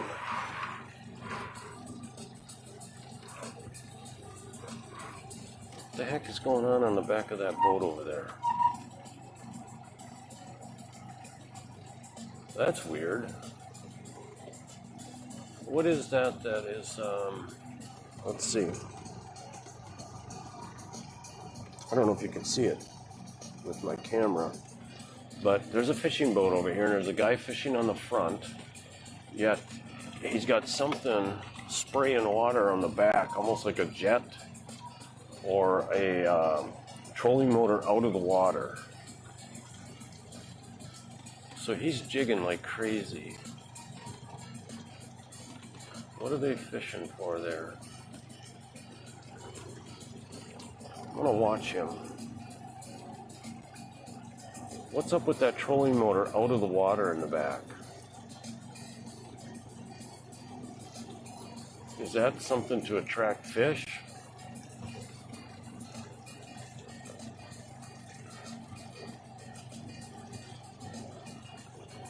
That's a massive engine he's got on the back of that boat. Let's see. Can you see that boat from the overhead camera? I doubt it.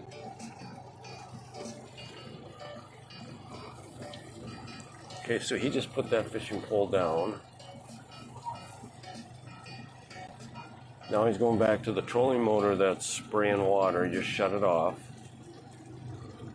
Pulling it up now. Huh.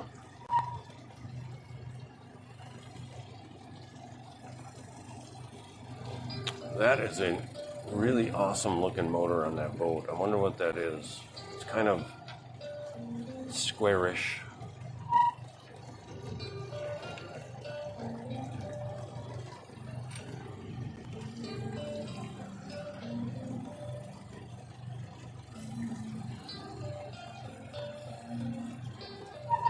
He's got a screen that looks like about at least a 17-inch, maybe bigger.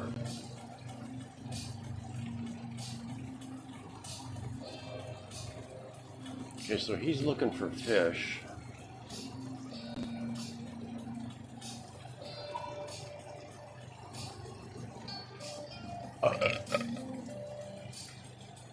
So that trolling motor splashing like that with the prop half out of the water, he must be trying to attract fish with that.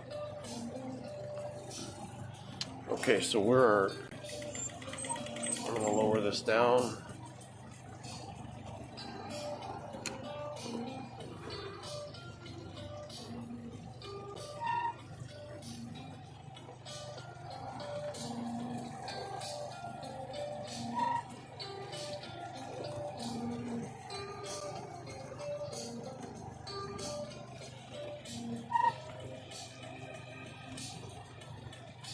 Oop, getting shallow.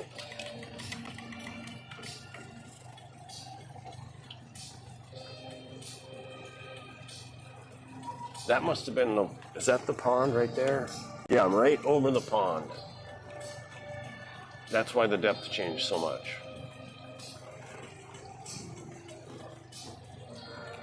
I went over the top, right over the top of the pond.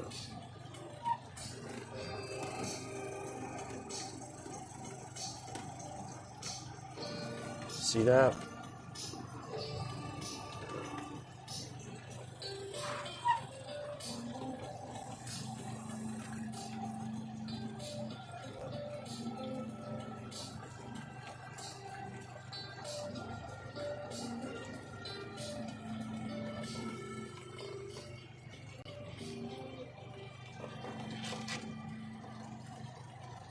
You doing okay, Checkers?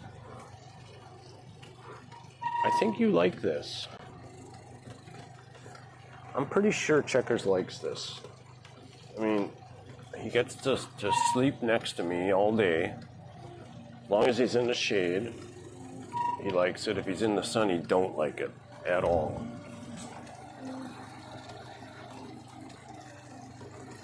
So, and then I reach down and pet him every once in a while.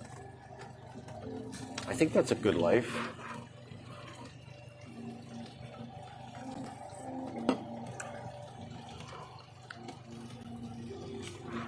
When I'm at the boat, I take them for at least 3 walks a day. I take them in the morning, then we come out. I usually get back in about 1 or 2. Today it should be about 1. And then I reset everything, the stream and the boat, for overnight. Today I'll be going back home. I've got my wife's car. My daughter took her to work this morning.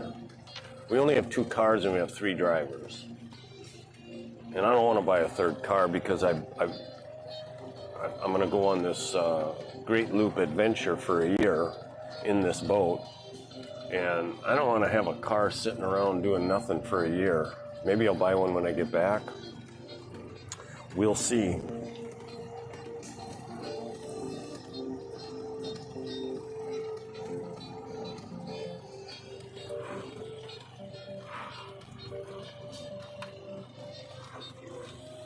No fish today again.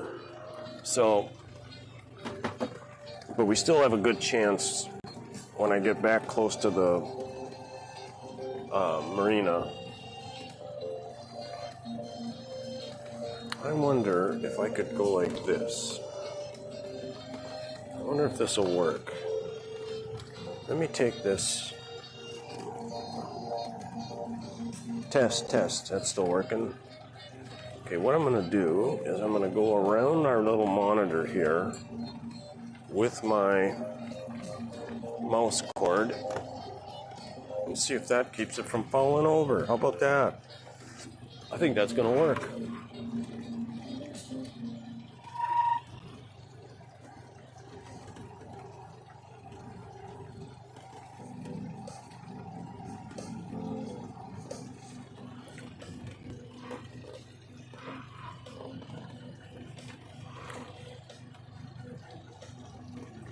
We're in 20 feet of water and we're at 12 feet. Now, I don't want to go too close to that point because I've gotten snags there twice.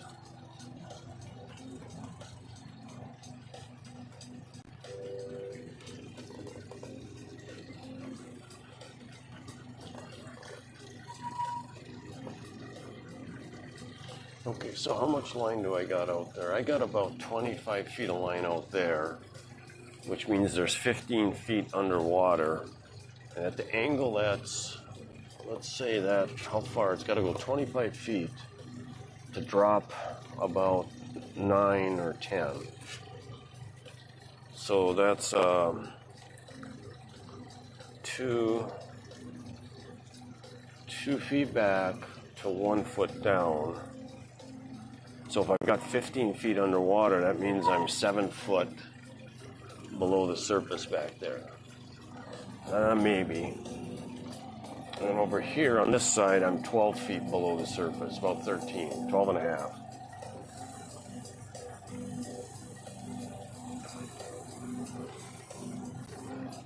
And my bait back there, I've got a lure, like on this one here, I've got a deep dive lure with a big chunk of bacon hanging on it. Because I really would like to catch striped bass. And you're not going to catch a striped bass with a big chunk of bacon hanging on it, probably. But I wanted to catch a fish today, one way or the other. So I went for catfish because I'm more likely to catch one.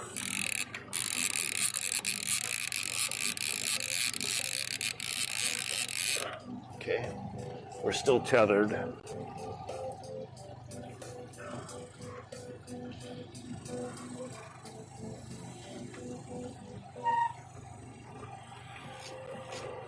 I'm leaving that sail out. It's not doing nothing.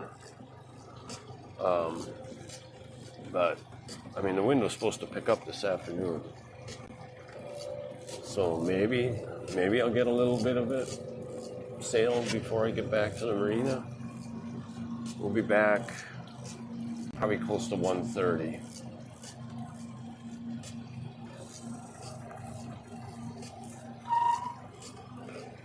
Okay, so let's check our chart because we lost the chart plotter anyway. Okay. Let's get these off. Let's get these on. There is a big ridge over here. That's where I want to get to.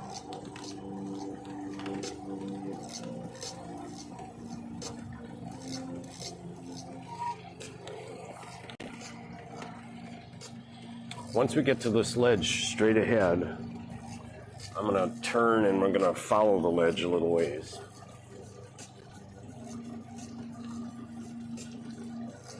It's getting hot now. Starting to sweat. But I mean, it's not that bad.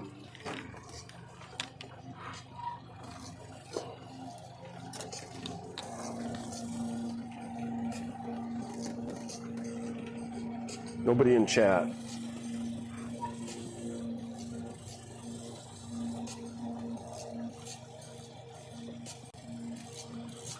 Well, I've had some successes today. One, I've learned how to follow the ledges. And with the right lures on, I think I can catch some striped bass. And in fact,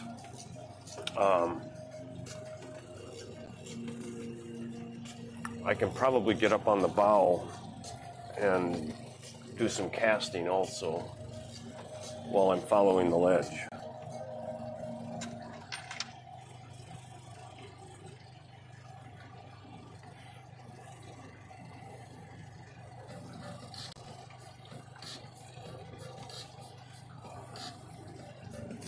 Now, if I really got good, what I would do is map following that ledge like I did today, and then have the trolling motor follow it.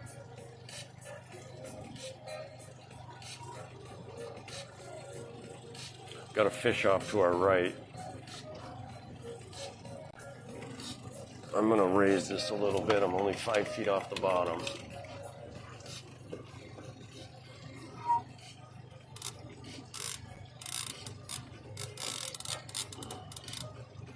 I'm going to go to 35 now. Pull that in 5 feet.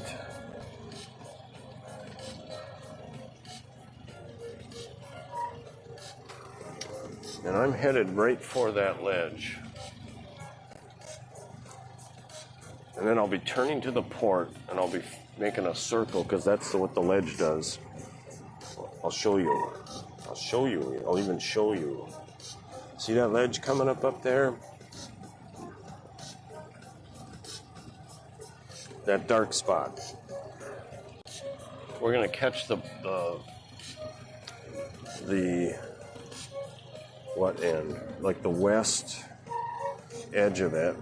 And then we're going to carve back east and make a big circle and come out to the center of the channel. How's our depth? Our depth is good. There's another dead fish. That's like the third one. You know what? I think when it's wavy or windy, you can't see the dead fish on the surface. Because today I've seen 3.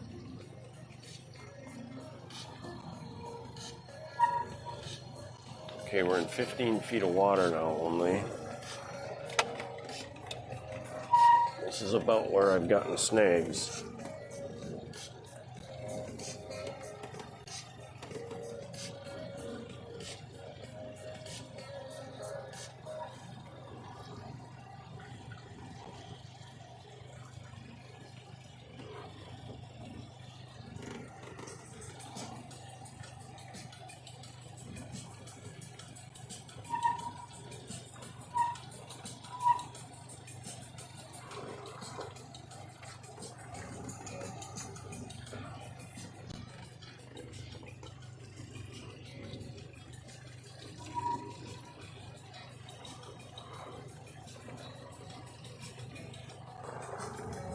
I'm headed right for the end of that ridge.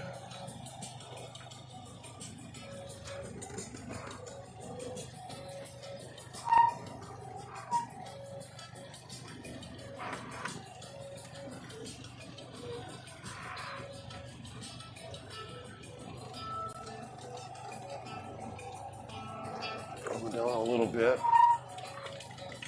a couple feet. Now I'm about 9 feet off the bottom.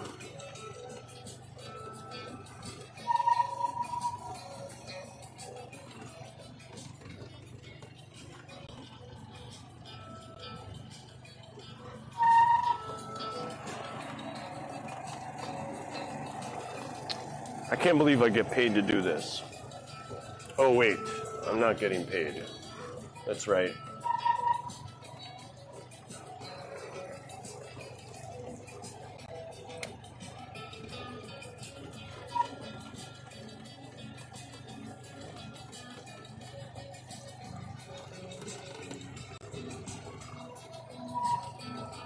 Start heading a little bit port. I've got to almost burn a Yui up here because this ridge goes like that. And I've passed over it before.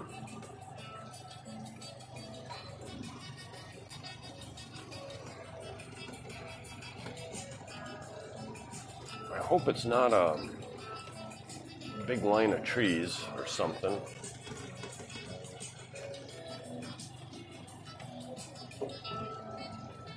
We're in 22 feet and I'm at 11. I'll go down another foot. I don't see any fish anyway. Pretty soon I'm going to start turning.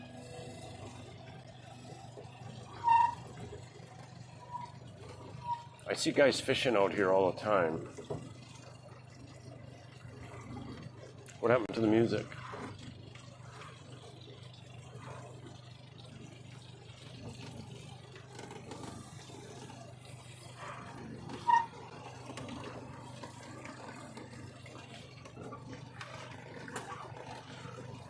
Okay, now let's start turning.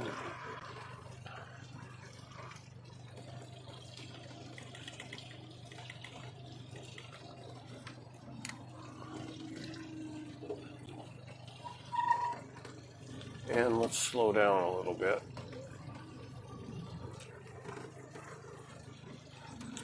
Okay, so now I have to turn. Actually, it's going to be kind of weird. I'm going to be heading almost out of here. Let me see this thing.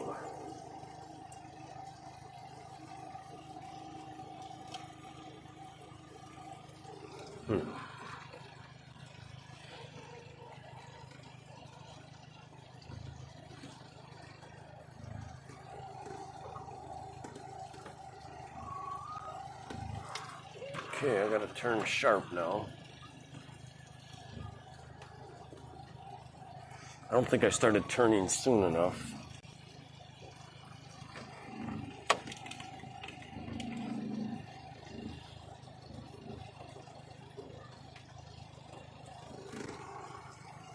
And I'm not seeing any fish. Well, we're just trying it out.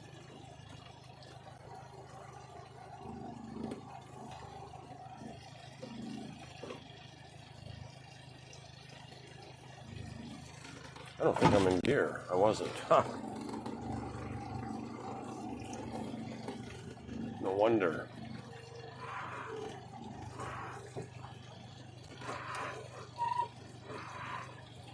Okay, so there's the ledge. That's the ledge right there.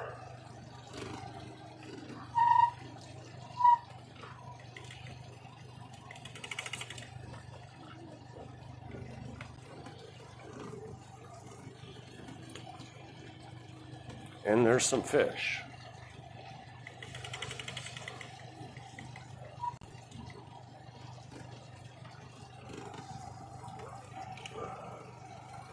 So I just passed over it, the steepest part of it, but now I should be coming back.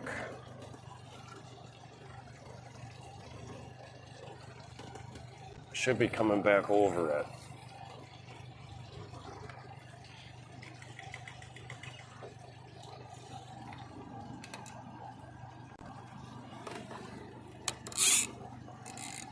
Ooh, that was close. Almost birdcaged it and almost pulled it off the tether. Okay, so where are we? All right, so we're not on the ledge anymore. So I might as well just start turning. That thing goes way out that way. It does go almost a 180.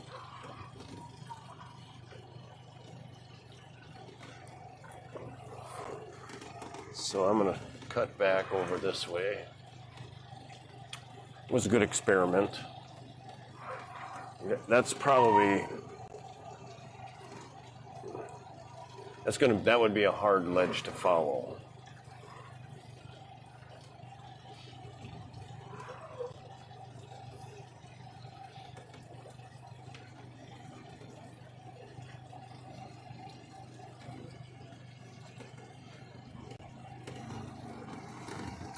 Okay, where are we headed now?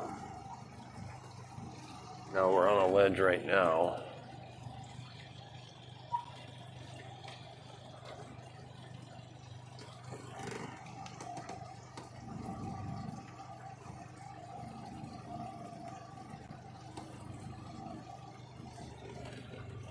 I could just about head in.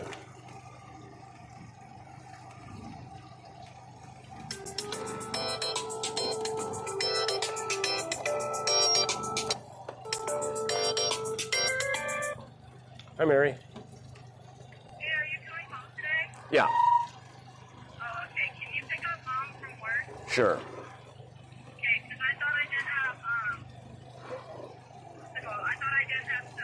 class today, but I do. Okay, good. Yeah, I was planning on picking her up. Okay, cool. All right. Bye. Yep, bye.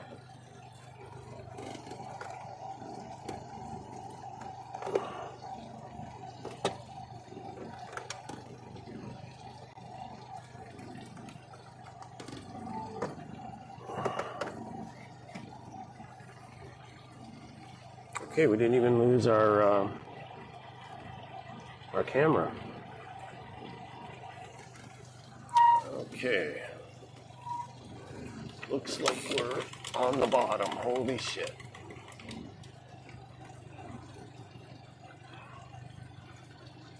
That happened fast.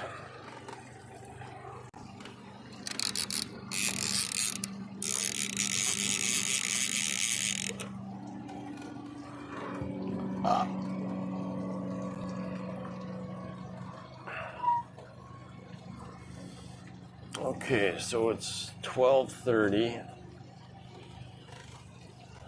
We'll go in and take a pass by the floating breakwater, see if we can't get a catfish. For whatever reason, most of the catfish I've caught them on my way back in the fingerlet of water here.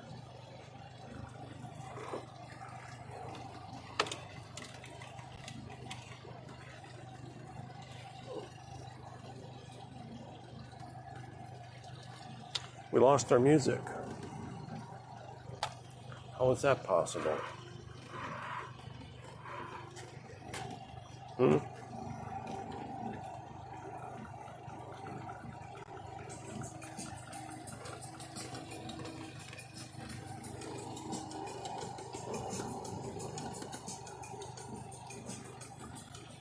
Whoa.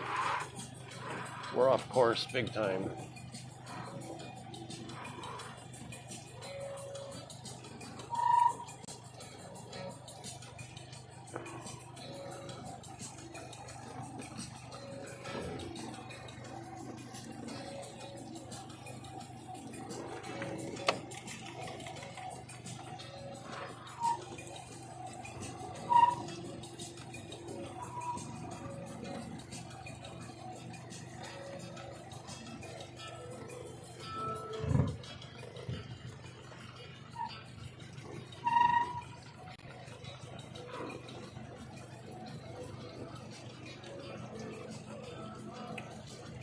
I wonder if summer, if that's maybe not the best time to catch catfish or something. Because I was catching a catfish almost every time I went out. Now this is my I've had 3.5 trips out with nothing.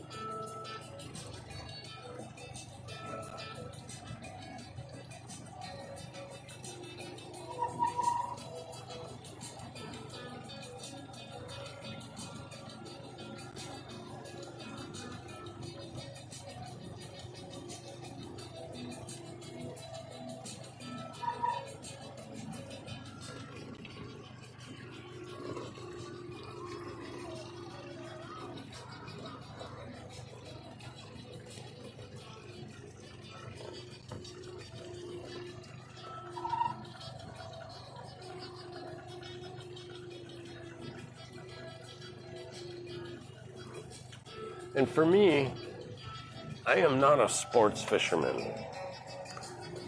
I mean, I get a thrill out of catching a fish, but it's more of I'm a fish catch, clean, and eat guy. I get more pleasure out of the process, refining the process to catch the fish, and then catching the fish is kind of cool, but eating them is the coolest. So it's like a productivity thing. I'll catch and release anything that I think is too small, too small to eat, or isn't legal.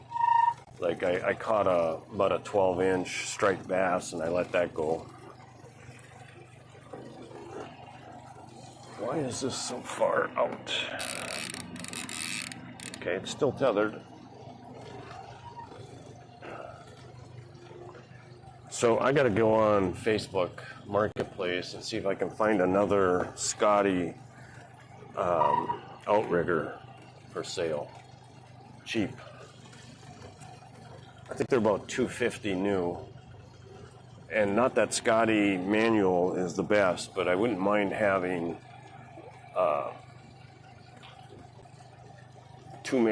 either two manuals or two automatics. And I spent enough money on this boat, I don't really want to spend. To buy two automatics, it's probably, I don't know, I'll bet it'll be $500 minimum.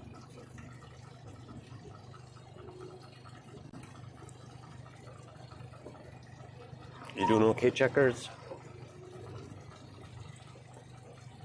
He's panting a little bit. He's hot.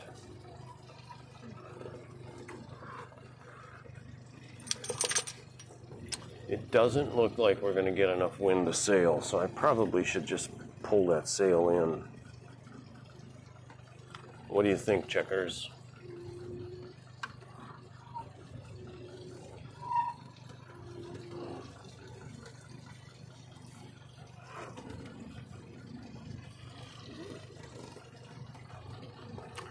I'll do it. So we'll take this off of here and toss it up there. Then we'll get this guy here. And we won't toss it, but we'll take it with us. Like so. And then around here, how's my depth? 24 and I'm at 15. How about my course? I am off course. So let's get on course. Right about there. And then we'll set the autopilot and we'll pull the sail in.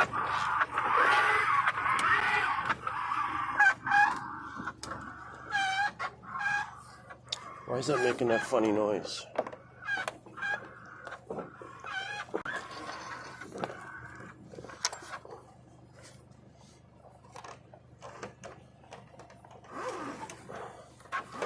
I love the way that works.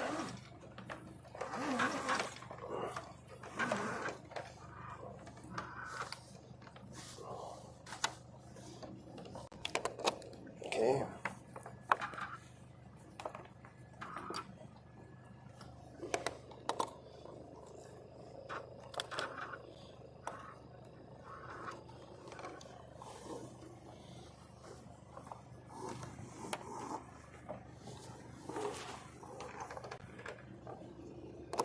Okay, that's latched. Then we'll put this starboard sheet in here.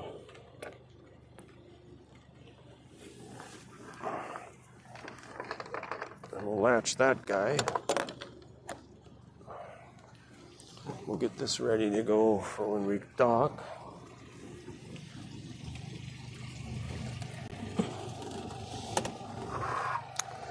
Okay, we lost our music again.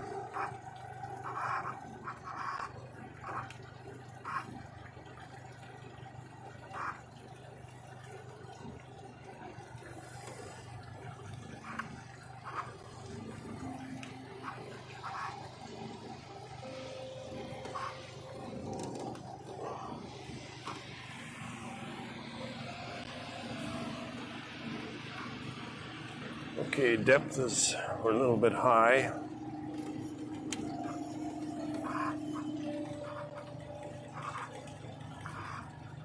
We're on the 17 feet.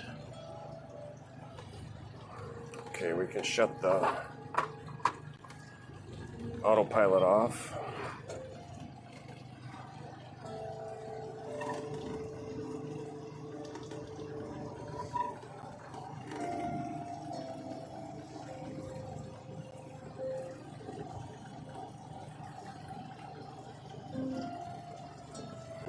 Okay.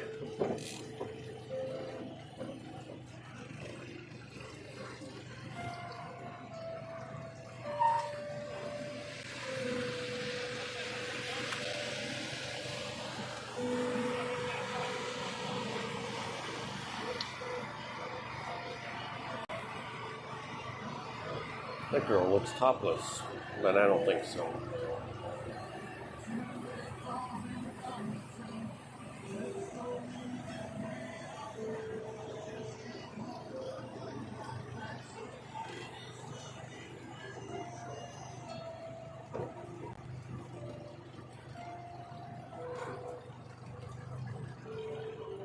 Oh, come on.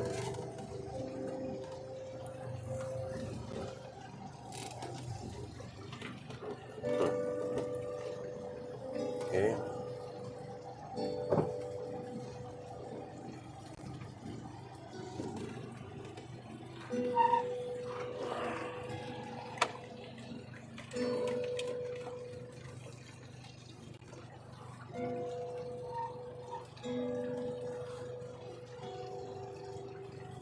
Well, at least I don't quit.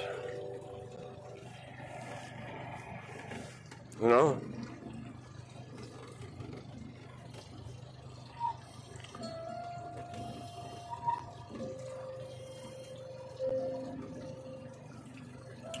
We're going to step it up. The next time I go out, I'm going to start out with catfish bait. And then when I get out by the ledges, I'm gonna pull the catfish bait off and troll with something that would be better for striped bass.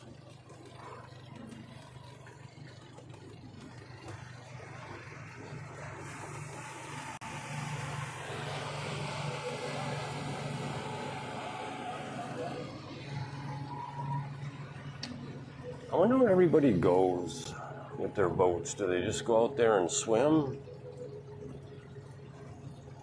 Or what? I know where fishermen go.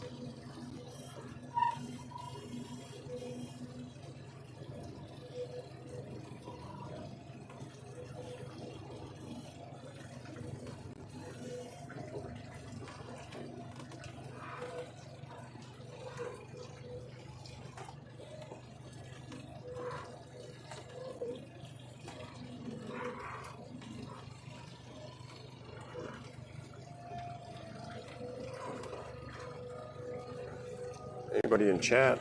Nope.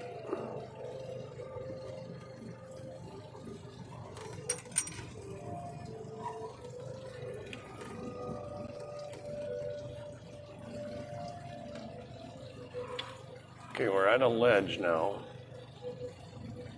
Nah, not really. But I do see some fish.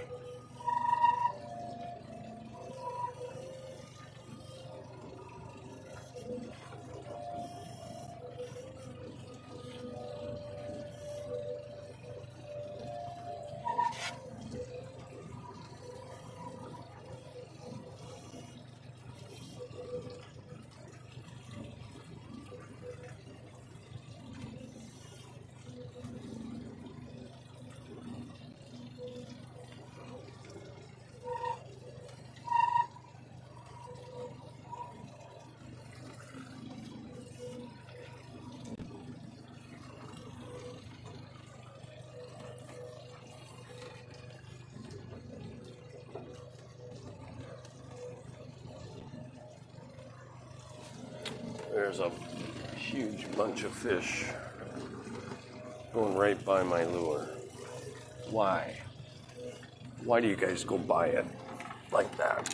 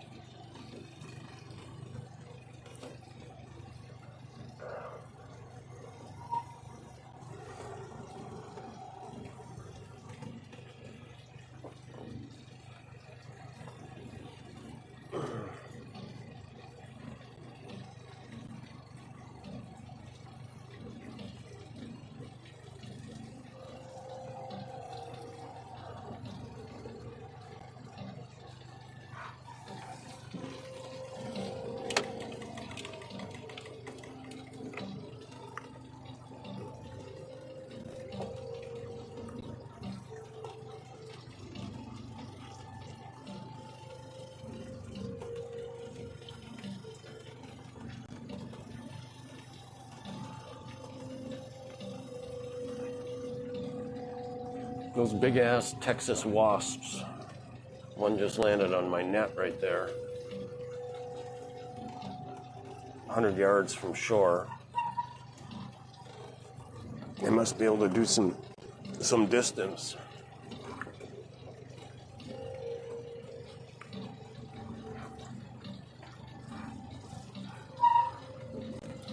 Well, it's a good day. Not a good day for sailing, but we tried, and we got a little bit of sailing in. Maybe we'll catch a fish yet. That'll make it a perfect day. It's probably about 90 right now, I bet. 88 or so.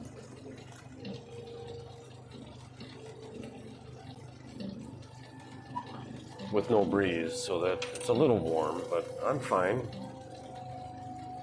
My audio's still working? Yep.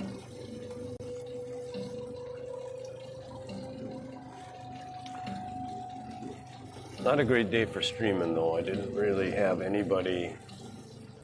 Nobody chatted. And twice I had to I started the stream 3 times. The first 2 times, one, I didn't have my mic even on me. First time. Second time I put it on me, I started the sending unit on the mic, and I thought I pressed the button on the receiver like 2 or 3 times, and then I decided to just go on to something else and come back to make sure it went on, because sometimes it takes a little while. You press the button and you got to wait 10 seconds, and I was impatient enough that I went on to the next task, planning to go back and check it again, and I forgot to check it again, and it didn't start. So I don't want to go over 3 hours streaming anyway. I don't even know how long we've been going. So, I started it late.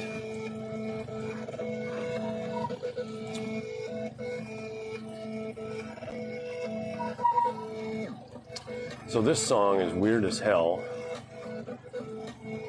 And what are those guys doing over there? But at least when I hear it, I know I've gone through my full circle of genres.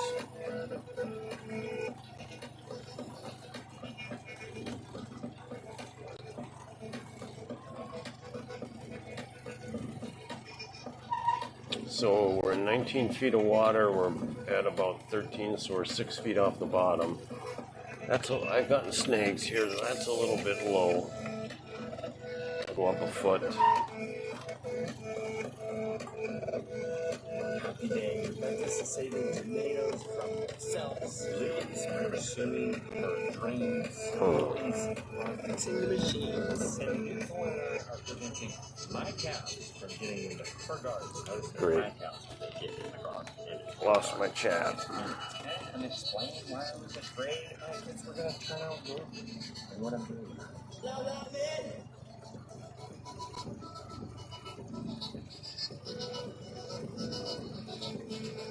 There we go. Turned on Justin Rhodes' vlog. I used to watch him all the time. I don't watch him too much anymore.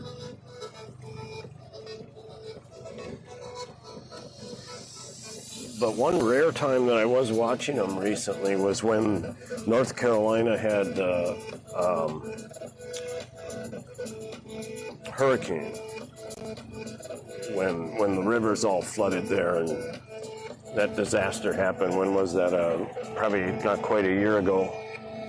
I just happened to be watching his vlog, and it was like the day of the storm. He must have, I don't know how he published it, but it was him and his wife and their kids trying to save things on their farm as the water was rising.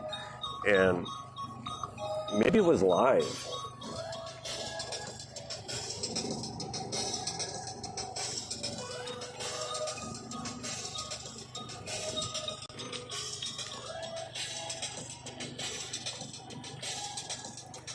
So I'm going to tuck in close here.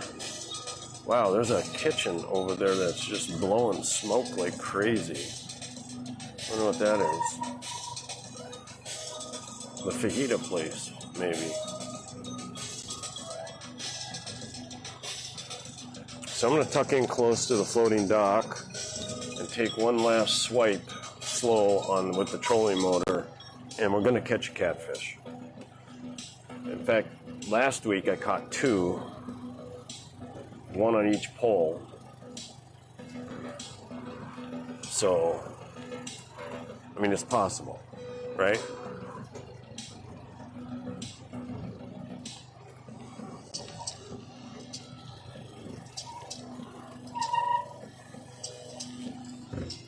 But this guy I better bring in before I slow down.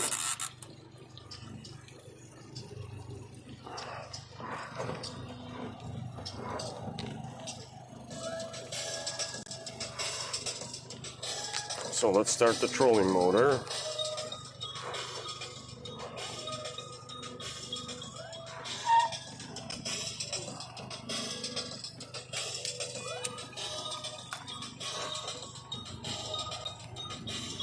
Okay, and then we can turn this guy off.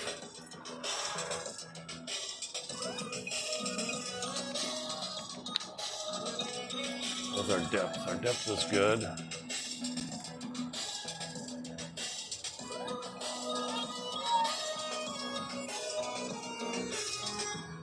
With the motor off, I can turn the volume of the music down.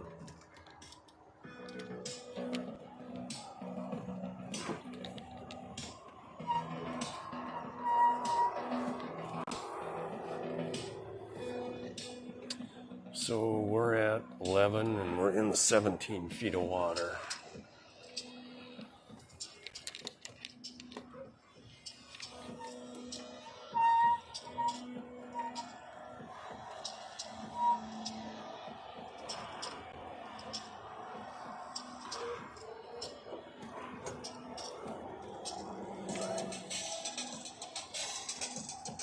Last chance to bite, you guys. Come on.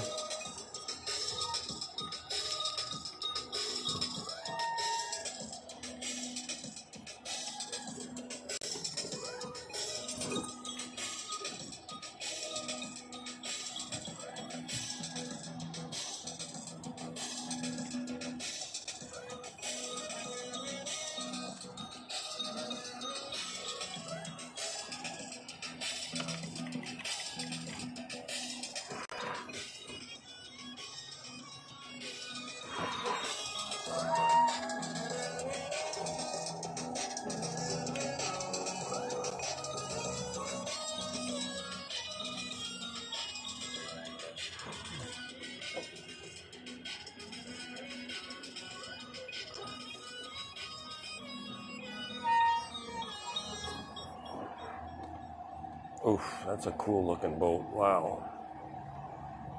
Nice colors. Look at the bimini top on that thing.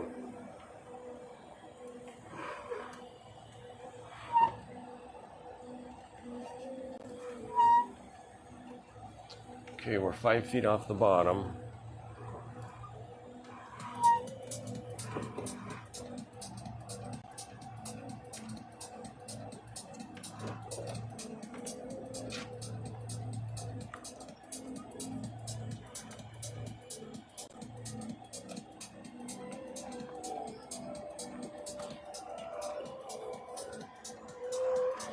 Pretty cool. You can just cruise along with the... Why is that acting like that?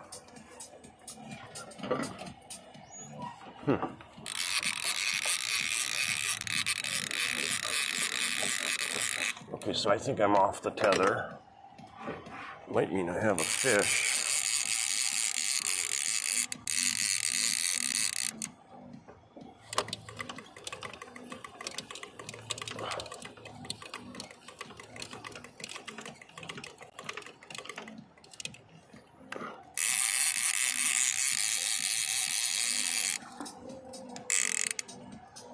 Nope.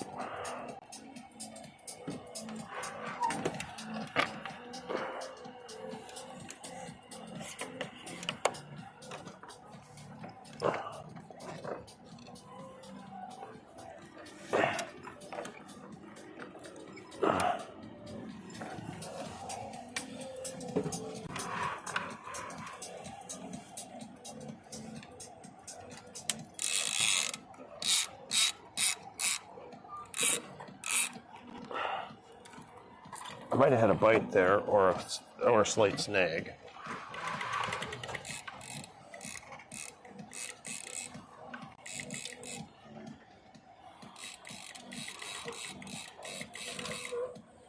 Okay, so I'm about 8 feet and about there. Now, I don't know if this dock has cables or not. You would think it might. Ooh, there's an object underwater right there, I think. Where's this? Okay, we're good.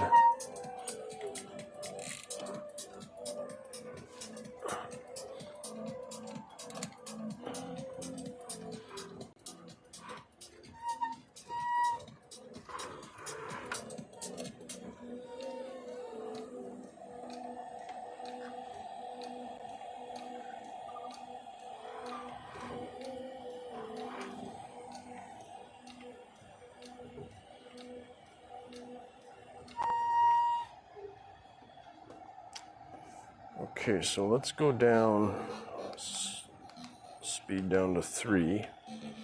I might go up on the deck.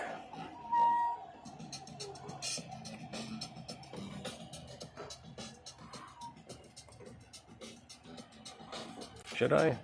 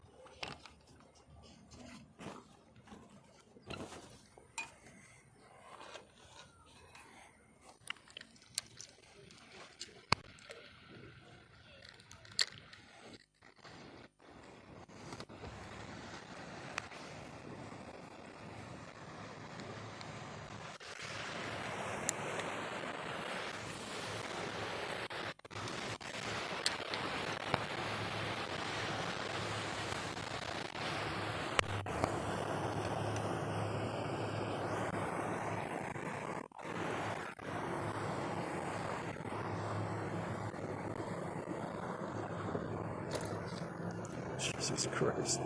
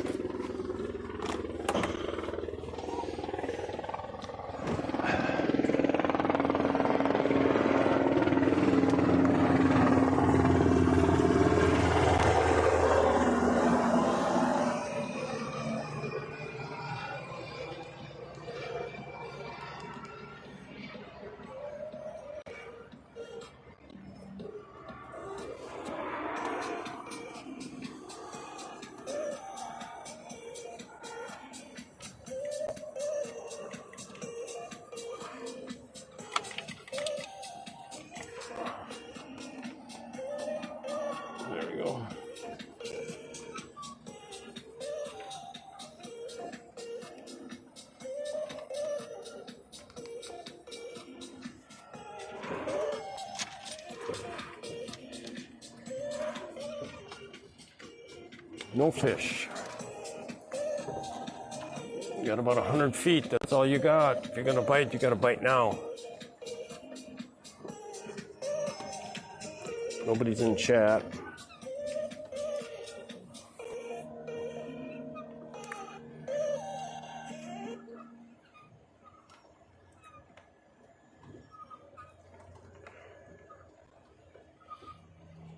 So it's 1 o'clock. That's just about right. I want to start heading home maybe 3-ish.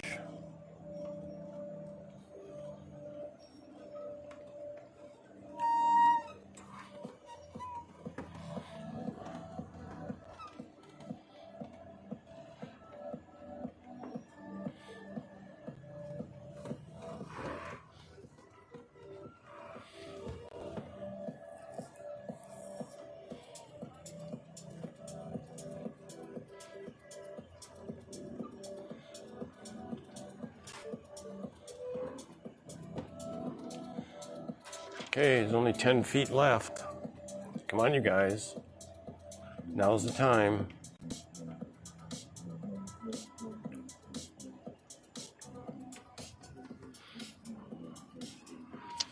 All right. That was your last chance.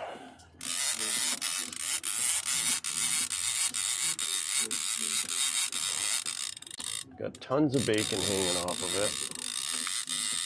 I don't know what's going on. Don't know what the problem is. Ooh, I didn't have that pole latched.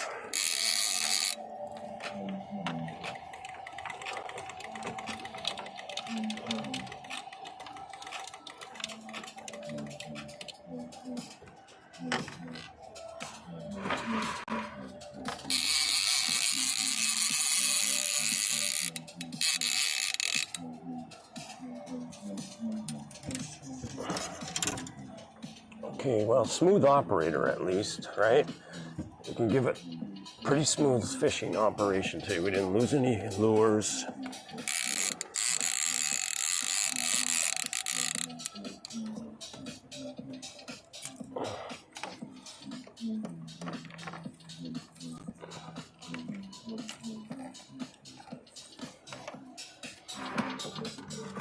Okay.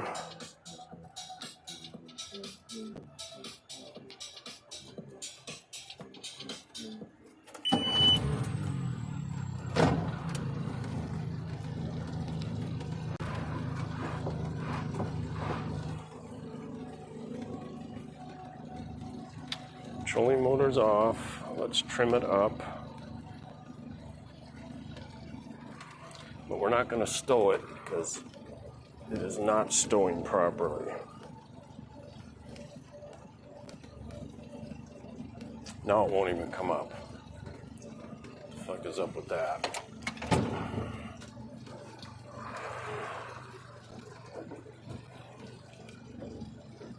What happens if I press stow? Nothing.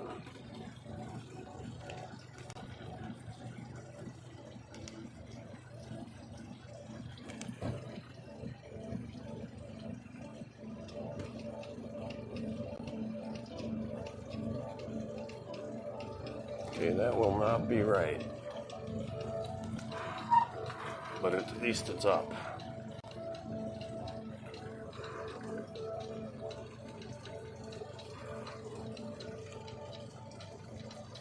It's up there beeping.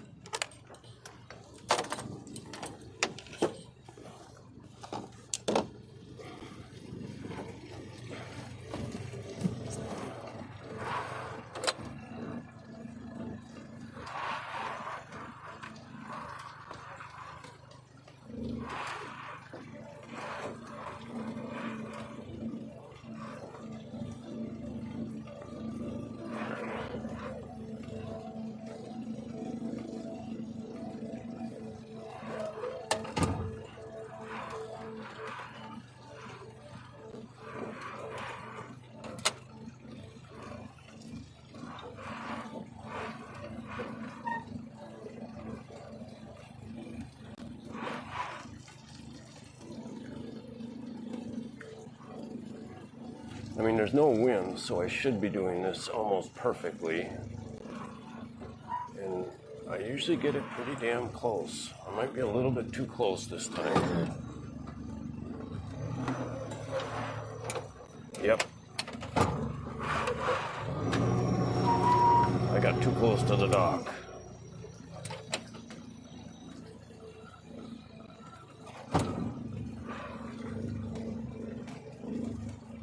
As soon as I said the word perfect, I bounced off the dock.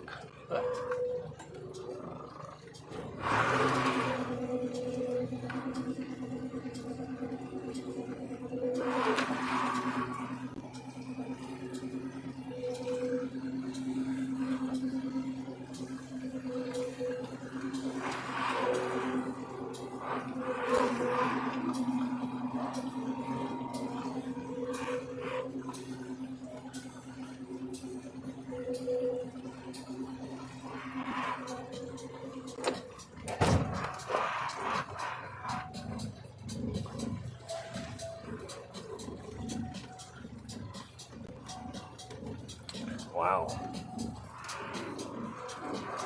This is not good.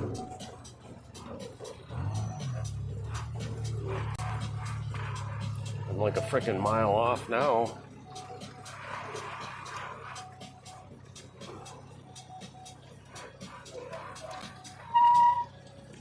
Now I'm coming in crooked, so I'll have to, it'll be even more difficult.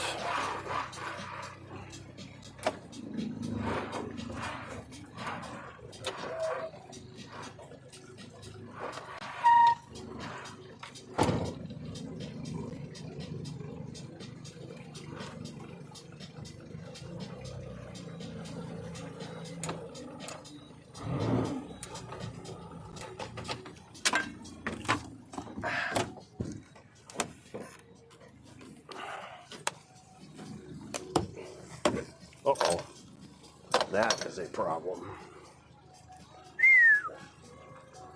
Got lucky.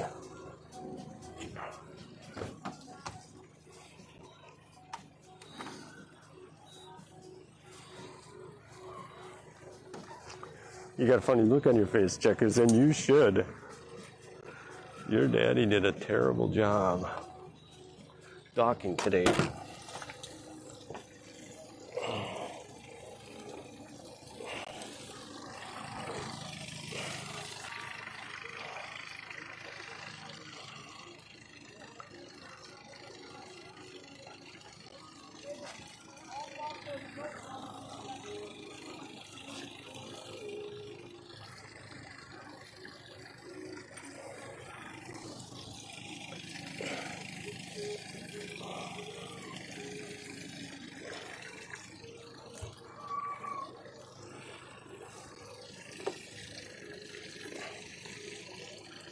Okay.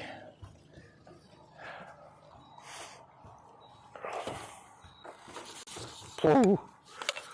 Oh boy. What a goofball today. I'm not a goofball all the time, but today I am. Holy shit. Okay, I'm gonna guess about right there.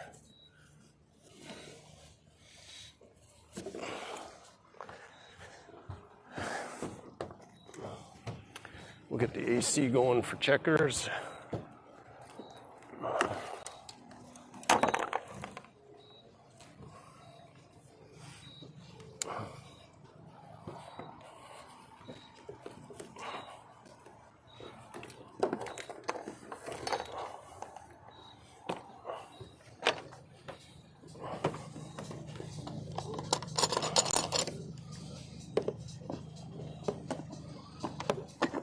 Okay.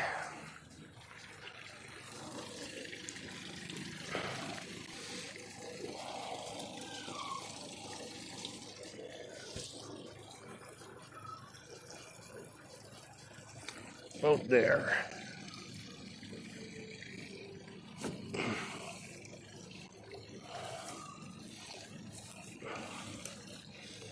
Okay. We don't need that anymore. Okay, this one, maybe just a hair tighter.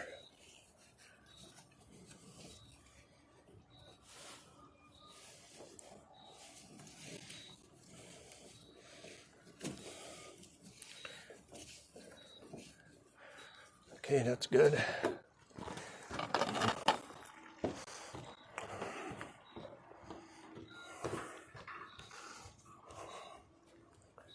See, that motor's not stowed right.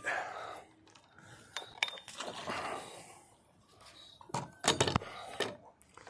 gonna have to reset it again.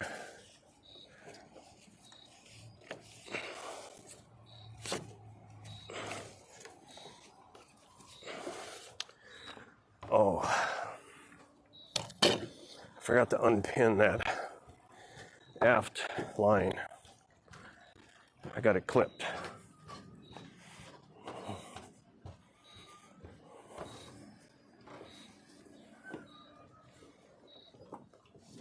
Okay, that looks good. All of that looks good. Now we'll turn on the air conditioner.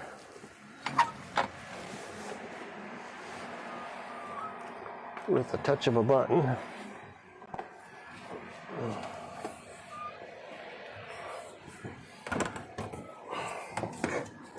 This is our door when the air conditioner is installed. Okay, now let's go over here. We'll unclip this. Now we're ready to pull that. This will be going up inside. Now we'll pull the rudder up.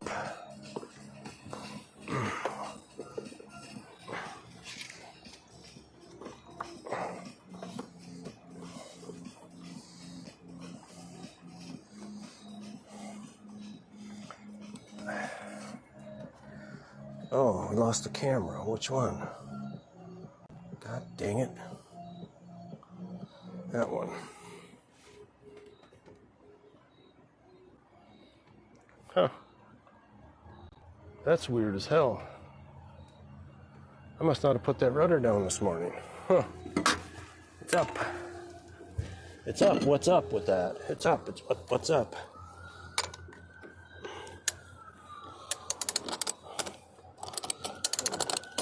Pull the dagger board up.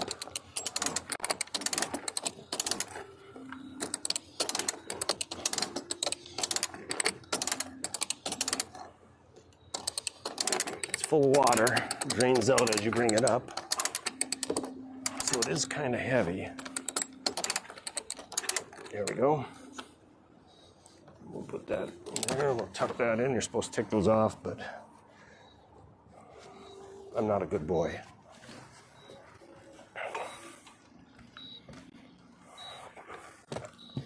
Okay, I'm going to leave this thing parked as it is because it's not hurting anything. Shut that off, then we'll unplug it so we can charge it. Charge the batteries.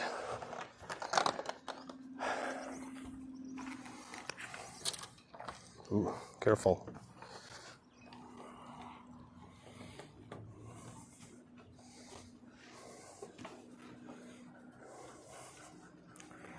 Now, might as well go and tie that port aft line off.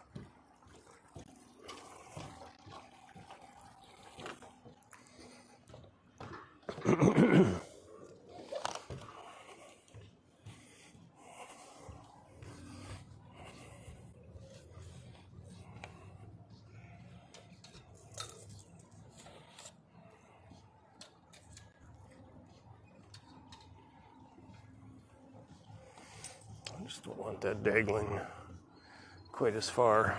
I just leave those on, I don't know. It's probably a big no-no.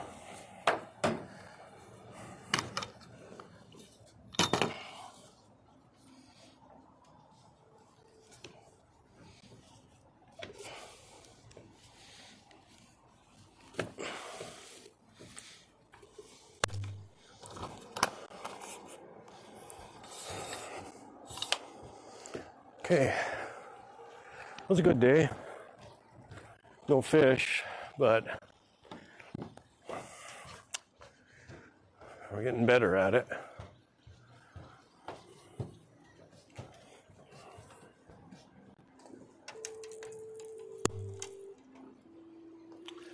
Instead of doing that, what I should do is do it right.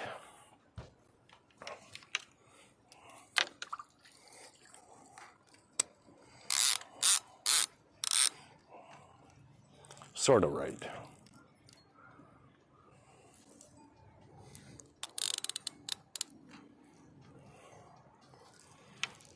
Now, if that bacon ferments overnight, maybe it'll be even better tomorrow. Okay, let's pull this over here.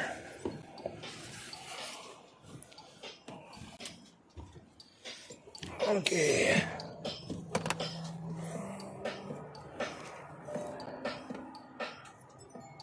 Is there anybody in chat? Nope.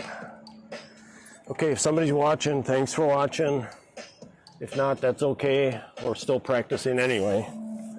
So I'm going to shut the stream down. Probably see you Wednesday morning.